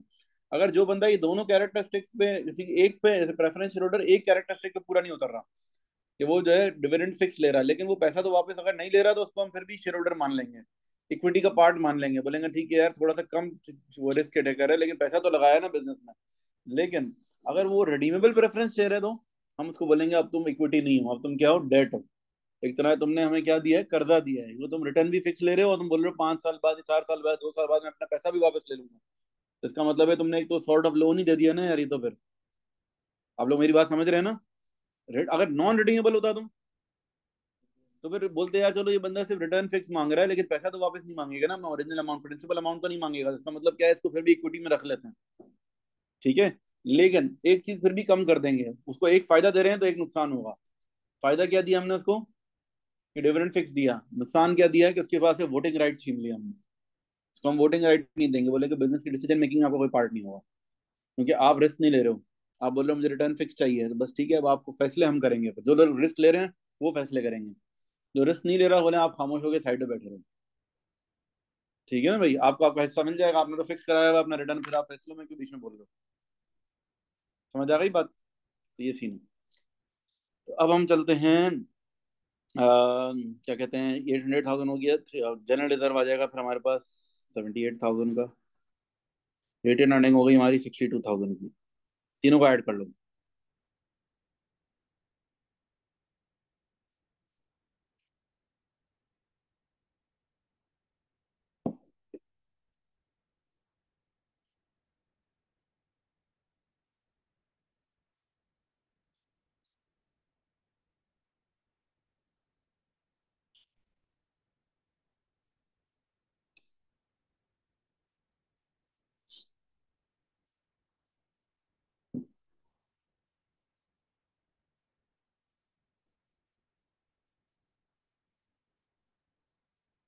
चलें भाई, शाबाश। कितनी देर लगेगी इसको टोटल करने में? टेबल बना हुआ आता है हमेशा। 94,000, ओके। सबसे पहले तो आ जाएगा प्रॉफिट फॉर द ईयर। 94,000 ऐसे बोलते हैं। Profit for the year, profit for the year. Profit for the year कितना है भाई हमारा? 126,000 before payment of preference share dividend. अब बात ये है कि प्रेफरेंस शेयर को मैंने क्या बताया कि ये इस क्वेश्चन में क्या है, ये नॉट इक्विटी है, मतलब डेट है इसका मतलब है। तो इसका मतलब है इनका जो वो होगा डिविडेंड होगा, वो डिविडेंड भी क्या होगा, एक्सपेंसेस में जाएगा। आप समझ रहे हो मेरी बात को? अगर एक बंदा जो है बिजनेस का डेट है, उसने कर्जा दिया हुआ है, तो उसका जो उसको डिविडेंड दे रहे हैं वो डिविडेंड थोड़ी कहलाएगा, वो क्या कहलाएगा, इंटरेस्ट कहलाएगा ना फिर वो। तो इंटरेस्ट जो है वो माइनस होगा ना, प्रॉफिट में से माइनस होता है इंटरेस्ट। तो हमारे डिविडेंड ये 3 लाख के शेयर हैं, इसके बाद 5%। अच्छा 3 लाख के शेयर नहीं है, 3 लाख शेयर हैं और एक शेयर 0.5 का है। पहले इनको मल्टीप्लाई कर लेंगे तो 150,000 आ जाएगा। 150,000 के ऊपर परसेंटेज लगेगी 7,500। यानी कि हमारा 126,000 का प्रॉफिट है, इसमें 7,500 जो है वो निकल जाएगा। कितना हो जाएगा? 118,500, ये हमारा प्रॉफिट हो जाएगा।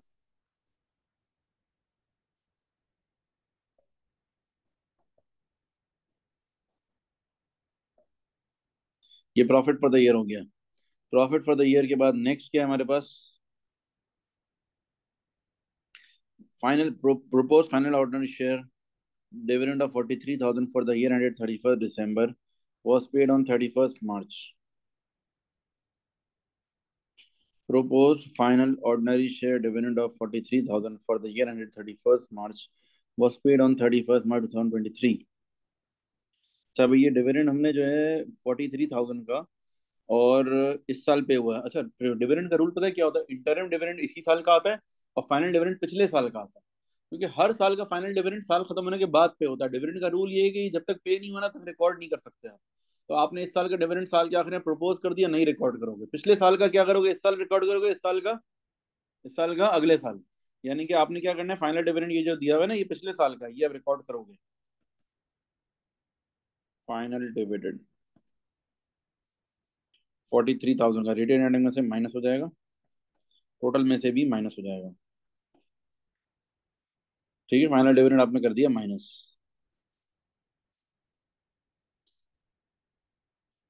फाइनल डिविडेंड आपका माइनस हो गया। अब इसके बाद इंटरिम डिविडेंड तो आएगा। 40,000 का इंटरिम डिविडेंड, इंटरिम डिविडेंड इसी साल का है, क्योंकि इंटरिम डिविडेंड तो ड्यूरिंग द ईयर। इंटरिम और फाइनल डिविडेंड का फर्क आपको पता है?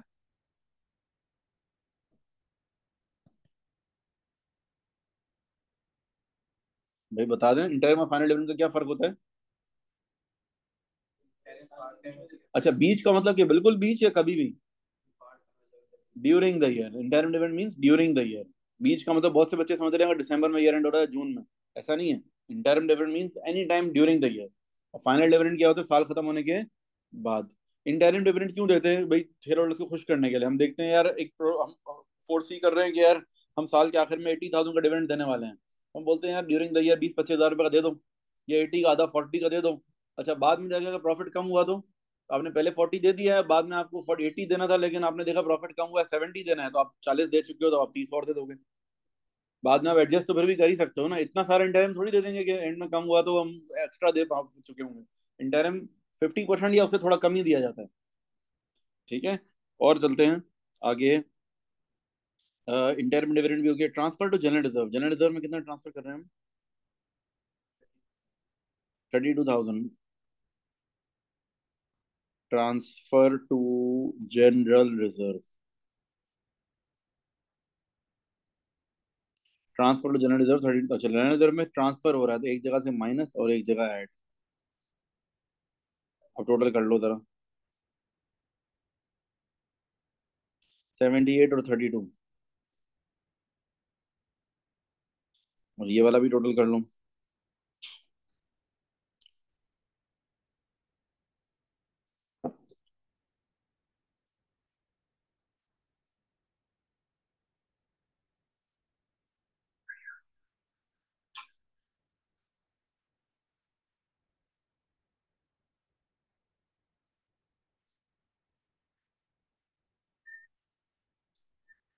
हाँ जी, टोटल करें शाबाश।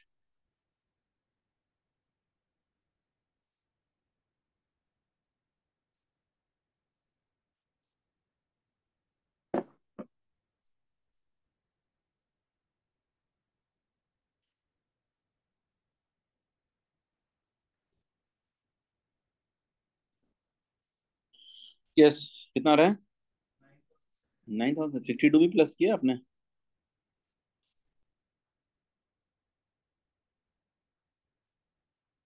थोड़ा स्पीड अप कर लें यार, आप लोग बहुत स्लो चल रहे हैं। 62 है, प्लस 118 500 है, फिर -43 -40 -32। 65 500 आ जाएगा, और टोटल आ जाएगा 975 500।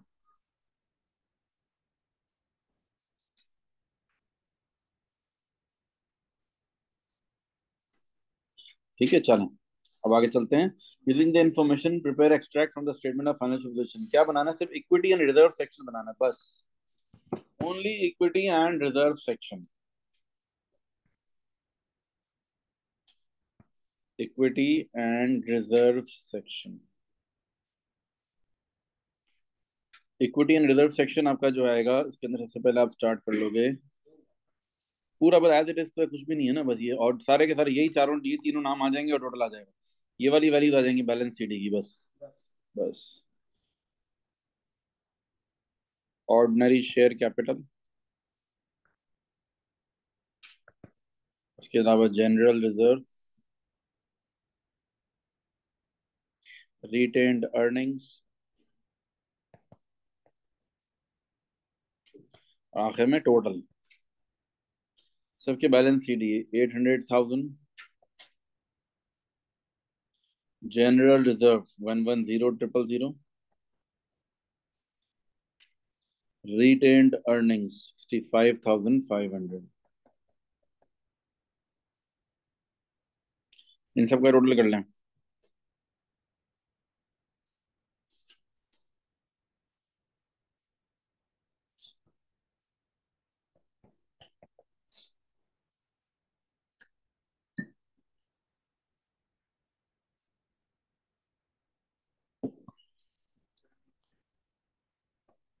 तो ऊपर से टोटल भी ऊपर से ही उठाना है वैसे तो।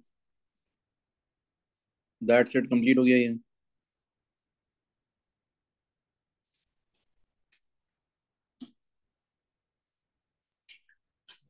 नेक्स्ट,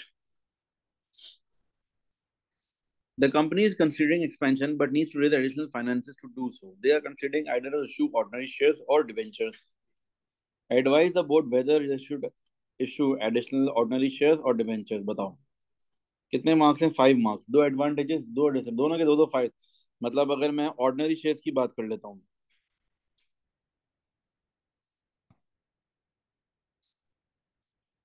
ऑर्डिनरी शेयर्स के दो फायदे बता दो, डिबेंचर्स के दो फायदे बता दो।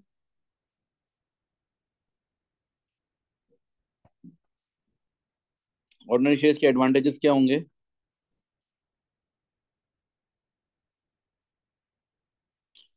लॉन्ग टर्म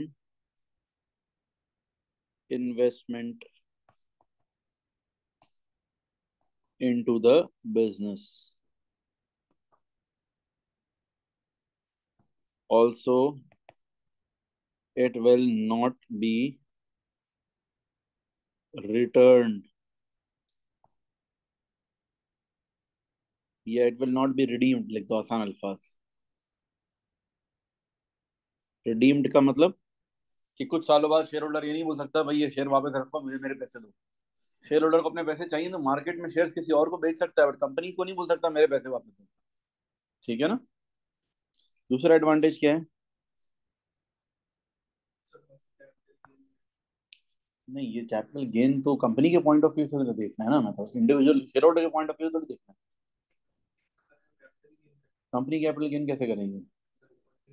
अच्छा, यू नहीं ना, ऑर्डिनरी शेयर्स को बेचने के ऊपर ये हो सकता है कंपनी अगर शेयर प्रीमियम के ऊपर बेचे, कंपनी अपने शेयर्स को मार्केट वैल्यू के ऊपर बेचे तो शायद ये बोल सकते हैं हम, हाँ। Company can earn a premium, को प्रीमियम कहते हैं, if the shares are sold at market value. एक और सबसे बड़ा बेनिफिट ये भी है कि there is no increase in fix cost. Debenture में क्या होता है? डिबेंचर में तो इंटरेस्ट पे करना पड़ता है ना। Debenture is a sort of loan, debenture is a type of loan, loan का ही दूसरा नाम डिबेंचर है। डिबेंचर में कंपनी को इंटरेस्ट पे करना पड़ता है। ठीक है, तो डिबेंचर के अंदर क्या होगा प्लस पॉइंट, वैसे इसका इसका एक और प्लस पॉइंट है, no fixed interest cost. Debenture का प्लस पॉइंट क्या होगा? No sharing of profit. तो शेयर होल्डर को तो प्रॉफिट देना पड़ता है ना, डिबेंचर लेंगे तो प्रॉफिट नहीं देना पड़ेगा, सिर्फ एक इंटू देना पड़ेगा। दूसरा एक और प्लस पॉइंट डिबेंचर का क्या है? एक और नहीं, ये बात हो सकती है कि ना, no involvement in decision making. Share holder होगा उसके पास तो वोटिंग राइट भी आ जाएगा ना। डिबेंचर होल्डर के पास, debenture is a sort of loan. जैसे कंपनी ने डिबेंचर इशू किया, मतलब लोगों ने, जिस बंदे ने डिबेंचर खरीदे ना, समझो उसने कंपनी को लोन दिया। कुछ टाइम के बाद वो बंदा अपने डिबेंचर वापस दे देगा, कंपनी उसको पैसे वापस दे देगी और हर साल का इंटरेस्ट भी देती रहेगी। शेयर होल्डर जो है उसने कंपनी को लोन नहीं दिया, उसने कंपनी में इन्वेस्टमेंट की है, कंपनी को फायदा होगा तो उसको हिस्सा मिलेगा। डिवेंचर होल्डर ने कंपनी को लोन दिया है, फायदा हो या नुकसान वो अपना इंटरेस्ट लेगा और अपने प्रिंसिपल अमाउंट भी वापस लेगा कुछ सालों के बाद। ठीक है, अब इसमें क्या बोलेंगे डिवेंचर में प्लस पॉइंट हम बोलेंगे, एक तो no involvement in decision making of the company.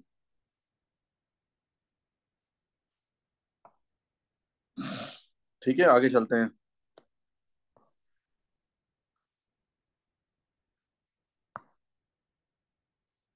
आखिर में क्या बोलेंगे हम ओवरऑल? आप क्या कंक्लूड करना चाह रहे हो, आपकी मर्जी है। मैं बोलूंगा ordinary shares are better, ordinary shares are better. जब आप ये कंक्लूजन दोगे ना तो इसमें एक रीजन जरूर दिया करो, इनमें से ही कोई रीजन दे दो। मैं बोलूंगा because there is no fixed interest. नहीं तो ऑर्डिनरी शेयर्स अगर मैंने सिलेक्ट किया तो उसका बेनिफिट बताना पड़ेगा ना। जो चीज आप सेलेक्ट करोगे उसका उसका बेनिफिट बताओगे। ठीक है, कंक्लूजन में, name the section heading in a company statement of financial position where the debentures would be included. बताओ डिबेंचर्स किस में इंक्लूड होंगे, नॉन करंट लायबिलिटीज में।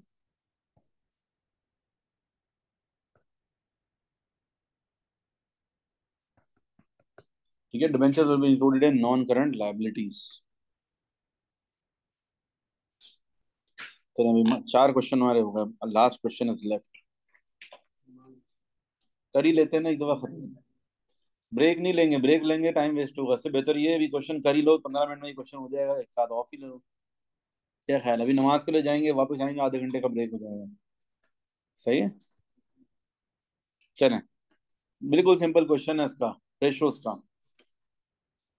ये वाला बटन ऑन करो, वही वाला लाइट वाला ही ऑन करो, जो लाइट वाला था ना, लाइट वाला ये ऑफ है, ऑन कर दो, हाँ बीच वाला। हाँ ठीक। हाँ, रेशियो पहले हर साल आता था, अब ऐसा नहीं है, अब हर साल नहीं आता, लेकिन पहले तो हर साल आता था। कोई और एफ दबाओ, फैन जो है, ये वाला चल गया, बंद करो। कोई और बटन ऑन करके देखो। नहीं, बस ठीक।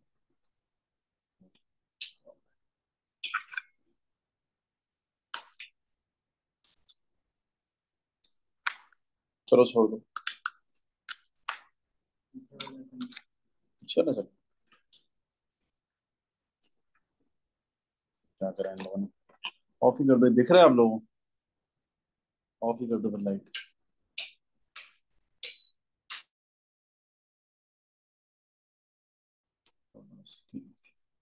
ओके, चलो। Azeem is a wholesaler, he sells goods on both cash and credit.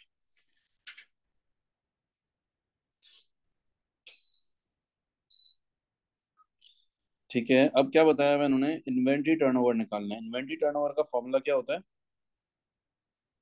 Cost of sales upon average inventory. ठीक है, cost of sales upon average inventory. ये क्रेडिट सेल्स हैं, ये कैश सेल्स हैं, क्रेडिट परचेज दी हुई है आपको, ओपनिंग इन्वेंट्री दी हुई है, क्लोजिंग इन्वेंट्री, सारी चीजें दी हुई हैं। एक काम करते हैं ना, कॉस्ट ऑफ सेल निकाल लेते हैं पहले। पहले कॉस्ट ऑफ सेल्स निकाल लेते। कॉस्ट ऑफ सेल्स का फॉर्मूला वैसे क्या होता है, opening inventory plus purchases minus closing inventory, ये होता है ना। बोले यस, हाँ तो बोलते हैं, आप सबको पता है ना, ये तो ओपनिंग इन्वेंट्री दी हुई है आपको 24074 प्लस परचेजेस। अब क्रेडिट परचेज है ना, इसी को टोटल परचेज कंसिडर कर लेते हैं, और कोई परचेज बोला हुआ है कि all purchase are, all purchase are sales, तो कैश और क्रेडिट दोनों हैं, बट परचेज के बारे में कुछ भी नहीं बोला हुआ, वी विल अज्यूम के ये सारी परचेज क्रेडिट पर हैं।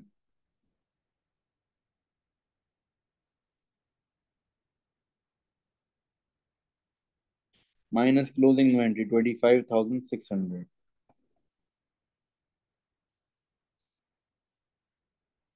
बताएं क्या आएगा आंसर।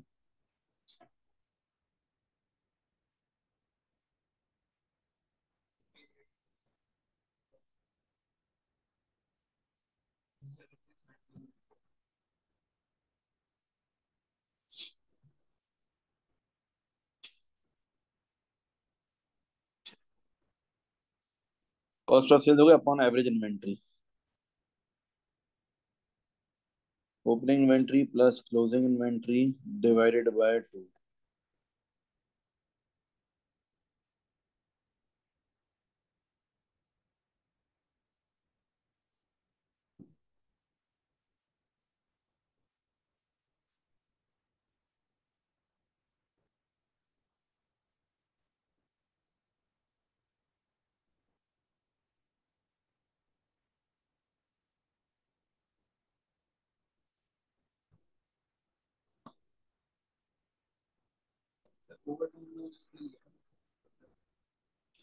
हाँ, डिवाइडेड बाय एवरेज है ना, डिवाइड बाय 2 इसलिए क्या, एवरेज निकालने के लिए ना।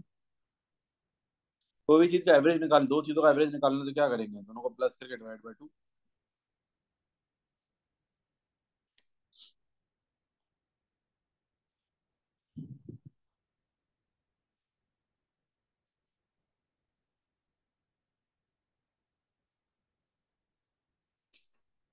ठीक है, इन्वेंटरी टर्नओवर आ गया करेक्ट।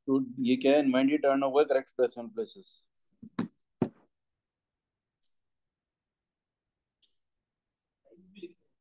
अच्छा, एक मसला है, पता है क्या है, इन्वेंटरी टर्नओवर ही कौन सा है, टाइम्स है या डेज है, ये कैसे पता चलेगा हमें?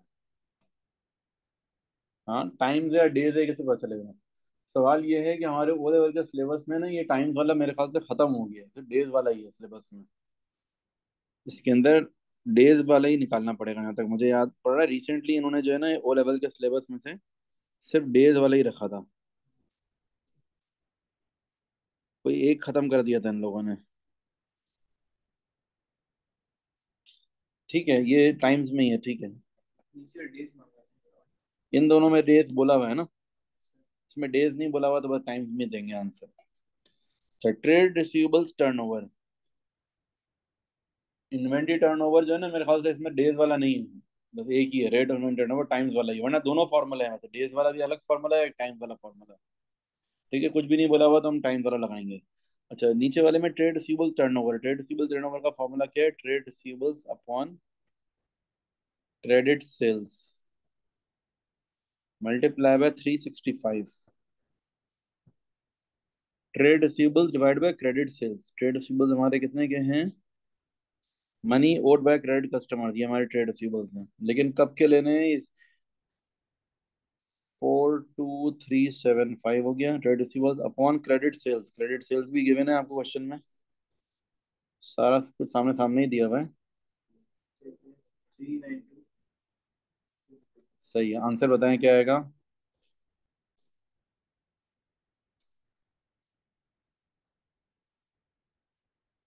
39 पॉइंट कुछ डेज होगा तो हम लिखेंगे 40 days.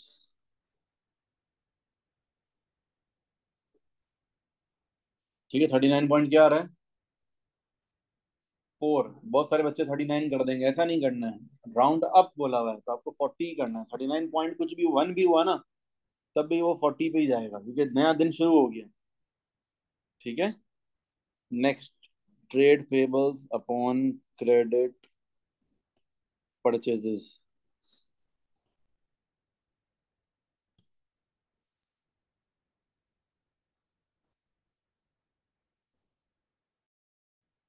Multiply by 365। Trade payables upon credit purchases, trade payables आपका कितने का है, 21603 डिवाइडेड बाय क्रेडिट परचेजेस 278429। अच्छा, ये बात याद रखना, जब कुछ भी ना मेंशन किया हुआ ना तो आप परचेज और सेल्स को क्रेडिट अज्यूम कर सकते हो। आप ये मान लो पूरी सेल्स जो है वो, या पूरी परचेज क्रेडिट होंगी। सेल्स में तो कैश और क्रेडिट अलग अलग बताया हुआ है ना, बट परचेज में अगर कुछ भी ना बोला हो, by default everything is credit. 29 days multiply by 365, sorry 100 नहीं 360।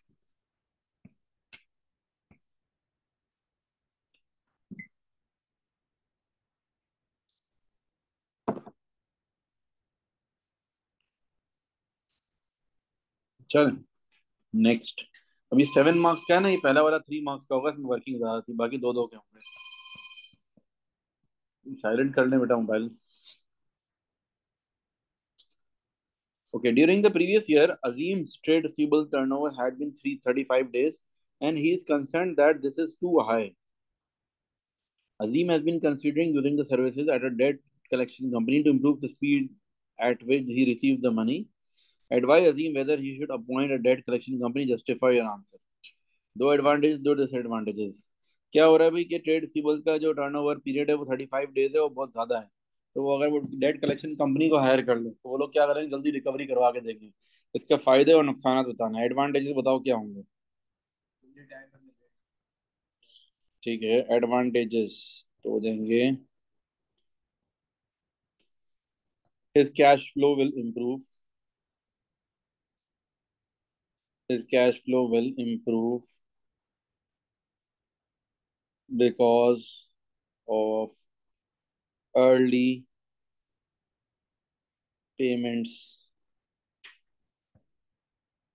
from customers।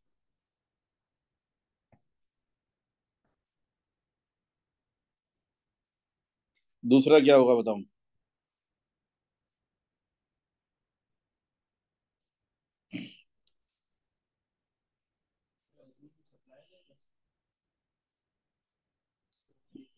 कस्टमर से पैसे लेने हैं ना उसको।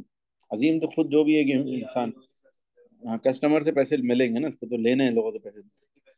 सही है, ये तो मैंने कैश फ्लो की बात कर ली। और इसके एडवांटेजेस क्या होंगे? Less chances of bad debts. जितना उधार ज्यादा फैला हुआ होता है ना, उतने ज्यादा बैड डेट होने के चांसेस होते हैं। Less chances of bad debts.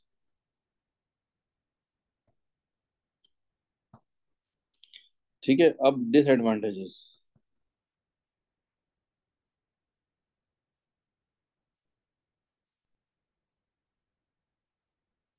Disadvantages क्या होंगे? डिसएडवांटेजेस ये होंगे कि कॉस्ट होगी हायर। ठीक है ना? Cost of the services will be incurred। दूसरा डिसएडवांटेज ये हो सकता है, एक और डिसएडवांटेज ये हो सकता है कि कस्टमर जो है खराब हो सकता है। Relationship with customer will relationship with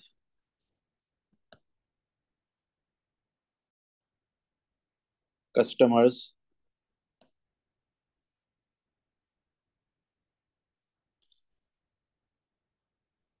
will be affected. ठीक है, कस्टमर नाराज होंगे। अजीम may lose customers in the long term।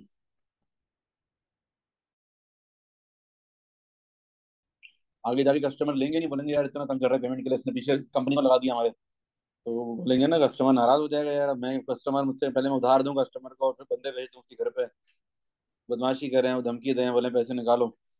पैसे दे तो देगा, लेकिन नेक्स्ट टाइम खरीदने नहीं आएगा मुझसे कुछ। है ना? चले भाई, अब क्या करेंगे भाई? एडवाइस, अब एडवाइस क्या होगी? Final advice. एडवाइस का एक मार्क तो फ्री का है आपका ना। ऐसे ही एडवाइस का तो एक्स्ट्रा मार्क है आपको साथ में। क्या बोलना है, क्या करना है भाई? एडवाइस क्या है आप लोग? रख ले बंदा। हाँ, रिलेशनशिप गया बाहर में, पैसे तो आ रहे हैं ना। हाँ, in my opinion he should hire the services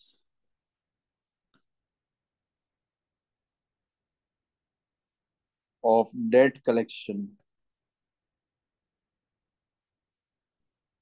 because it improves the cash flow and liquidity of the business।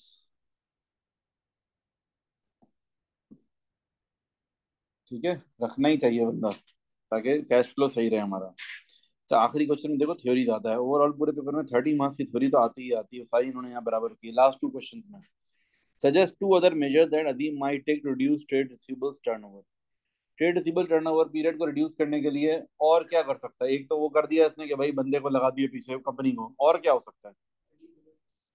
Cash discount. He should offer cash discounts. Trade receivable turnover मतलब वही ना, जब ये कितने दिनों में पैसे आ रहे हैं। Turnover, trade receivable turnover means number of days in which the customers are paying. He should introduce he should introduce cash discounts. Cash discount का मतलब ये होता है early payment discount, to encourage early payments. और क्या हो सकता है?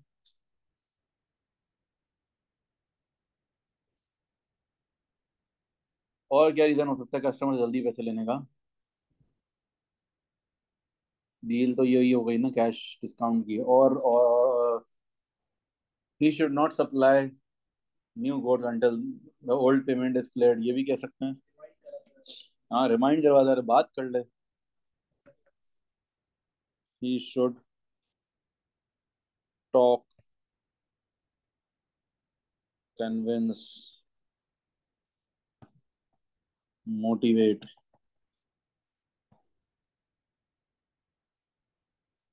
Customers for early payments. कुछ दावत वावत रख ले जरा, कुछ खाना पीना खिलाए लोगों, बोले यार पेमेंट तो तुमने जरूरत है पैसों की। बहुत से तरीके होते हैं काम करने के ना, जरूर थोड़ी लड़ झगड़ के इसे पैसे निकलवाए। प्यार मोहब्बत से बात करने से ही बहुत सारे मसले हल हो जाते हैं। एक पार्टी रख दे, कस्टमर्स को बुला ले अपने सारे, फिर उसके बाद बोले पार्टी में कि यार मुझे कुछ पैसों की जरूरत है, अगर आपने बराए मेहरबानी थोड़ा जल्दी पेमेंट्स कर दें तो बहुत खुशी होगी। दे देंगे, कुछ लोग दे देंगे रहम खा के। ठीक है, Azeem has calculated that gross profit margin, net profit margin, ठीक है, he want to compare these to competitor बाहर who had similar size business. Okay, भाई अजीम के कितने 33% है, ग्रॉस प्रॉफिट मार्जिन बाहर का 37% है, अजीम का नेट प्रॉफिट मार्जिन 10%, बाहर का 12%। Suggest one action Azeem might take to improve this. भाई अजीम को अपना ग्रॉस प्रॉफिट मार्जिन बढ़ाना है, क्या तरीका है, क्या करें? या सामान महंगा बेचे, या महंगा बेचे या फिर सस्ता खरीदे, दोनों ऑप्शंस ठीक है। मैं कह रहा हूँ he should increase the selling price.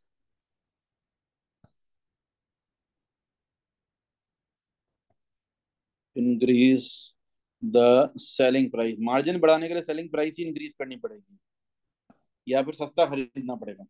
Net profit margin को इंक्रीज करने के लिए क्या करना पड़ेगा? You should cut down expenses, थोड़े एक्सपेंसेस खर्चों पे कंट्रोल रखे। You should cut down unnecessary expenses.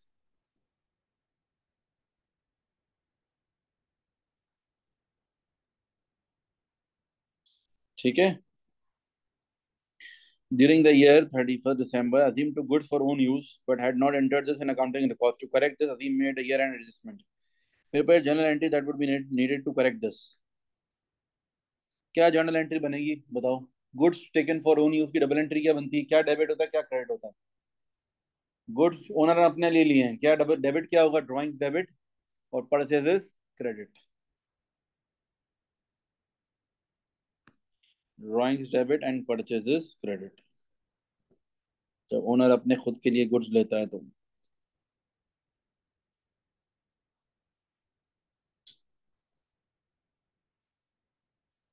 Complete the table below to indicate the effect of correcting this on Azim's gross profit and closing capital। बताओ। अच्छा भाई, ये जो चीज है इसको करने से ग्रॉस प्रॉफिट बढ़ेगा या कम होगा? गुड्स की ड्राइंग्स रिकॉर्ड करने से परचेजेस क्या हो रही है हमारी? नहीं, परचेज क्रेडिट हो रही है, परचेज कम हो रही है। याद रखना, मैंने आप लोगों को एक बात बताई थी, इनकम स्टेटमेंट की कोई भी चीज अगर क्रेडिट होती है तो, इनकम स्टेटमेंट की कोई भी चीज क्रेडिट होती है, प्रॉफिट क्या हो जाता है? नहीं, आप लोग भूल रहे हैं। इनकम स्टेटमेंट की कोई भी चीज अगर क्रेडिट होगी, प्रॉफिट क्या हो जाएगा? बढ़ जाएगा। प्रॉफिट हमारा बढ़ जाएगा। ठीक है, याद रखना। देखो, परचेज को क्रेडिट किया है, परचेज को कम किया है, मतलब खर्चा कम हुआ, प्रॉफिट क्या हो जाएगा? बढ़ जाएगा, इंक्रीज हो जाएगा। लेकिन उस पर क्या इम्पैक्ट आएगा? क्लोजिंग कैपिटल पे क्या इम्पैक्ट आएगा? डिक्रीज हो जाएगा। क्योंकि ड्राइंग्स की वजह से कैपिटल क्या होता है? कैपिटल कम हो जाता है ड्राइंग्स की वजह से। ठीक है, ड्राइंग्स की वजह से वैसे कैपिटल कम हो जाता है हमारा। लेकिन इस पे एक बात, लेकिन वैसे ड्राइंग्स की वजह से कैपिटल कम हो जाता है, लेकिन ओवरऑल देखो नो इफेक्ट आ जाएगा। पता है क्यों नो इफेक्ट आ जाएगा? क्योंकि देखो ये प्रॉफिट बढ़ा भी तो सही ना। हम्म, नो इफेक्ट आएगा इसमें। देखो इसमें नो इफेक्ट क्यों आ रहा है? देखो वैसे बाय डिफॉल्ट यूँ देखा जाए, यूँ डबल एंट्री यूँ देखो जरा, कि भाई ग्रॉस प्रॉफिट इंक्रीज हुआ ना, तो प्रॉफिट हमारा क्या हो गया? इंक्रीज हो गया। एक दफा प्रॉफिट भी इंक्रीज हो गया और ड्राइंग्स भी इंक्रीज हो गई। आप लोग मेरी बात समझ रहे हैं? जरा बैलेंस शीट के बारे में सोचें। ओपनिंग कैपिटल आता है, add net profit less drawing, profit भी इंक्रीज हो गया और ड्राइंग भी इंक्रीज हो गई, तो ओवरऑल क्या होगा कैपिटल पे? क्लोजिंग कैपिटल पे नो इम्पैक्ट। अब मेरी बात समझ रहे हो? एक तरफ मैंने प्रॉफिट बढ़ाया तो कैपिटल भी बढ़ना चाहिए, लेकिन मैंने ड्राइंग भी बढ़ा दी, उससे कैपिटल कम हो जाना चाहिए। तो ओवरऑल दोनों का नेट इफेक्ट इफेक्ट देखो तो क्या होगा? प्रॉफिट पे नो इफेक्ट, सही है, तो इसीलिए नो इफेक्ट हो, कैपिटल पे नो इफेक्ट होगा आपका। ठीक है, this is the final answer. बस इतना ही रखेंगे आज के लिए, तो पेपर हमारा हो गया कंप्लीट। ये देखो बहुत इंपॉर्टेंट पेपर्स हैं 2024 के, ये करने से इंशाल्लाह आपका ग्रेड बहुत अच्छा हो जाएगा। अगर आपने ये अच्छे से कर लिया ना, समझो इसी तरह का पेपर आएगा। और 100 में से कितने पे है आपको पता है? 50s में होता है, 55, 56, 58, ये क्या इसमें 56 और 58 मार्क्स लेना मुश्किल है? अब तक अगर आप देखो, आप सिर्फ थ्योरी ही ढंग से अगर कर लो, कम से कम 30-40 मार्क्स की जो थ्योरी है, कोई बहुत मुश्किल क्वेश्चन भी आपको लगा, अभी शुरू के तीन तीन क्वेश्चन हमने देखे स्ट्रेट फॉरवर्ड थे यार बिल्कुल। एमसीक्यूज तो अलग है, बात की बात है ना आंटी, अभी तो इसकी बात हो रही है, मैं तो इसकी बात कर रहा हूँ। मतलब अगर थोड़ा तमीज से अगर ये पेपर सॉल्व कर लो, इंशाल्लाह आराम से ए ग्रेड ए स्टार है तुम लोगों का। ठीक है बच्चों, अल्लाह हाफिज।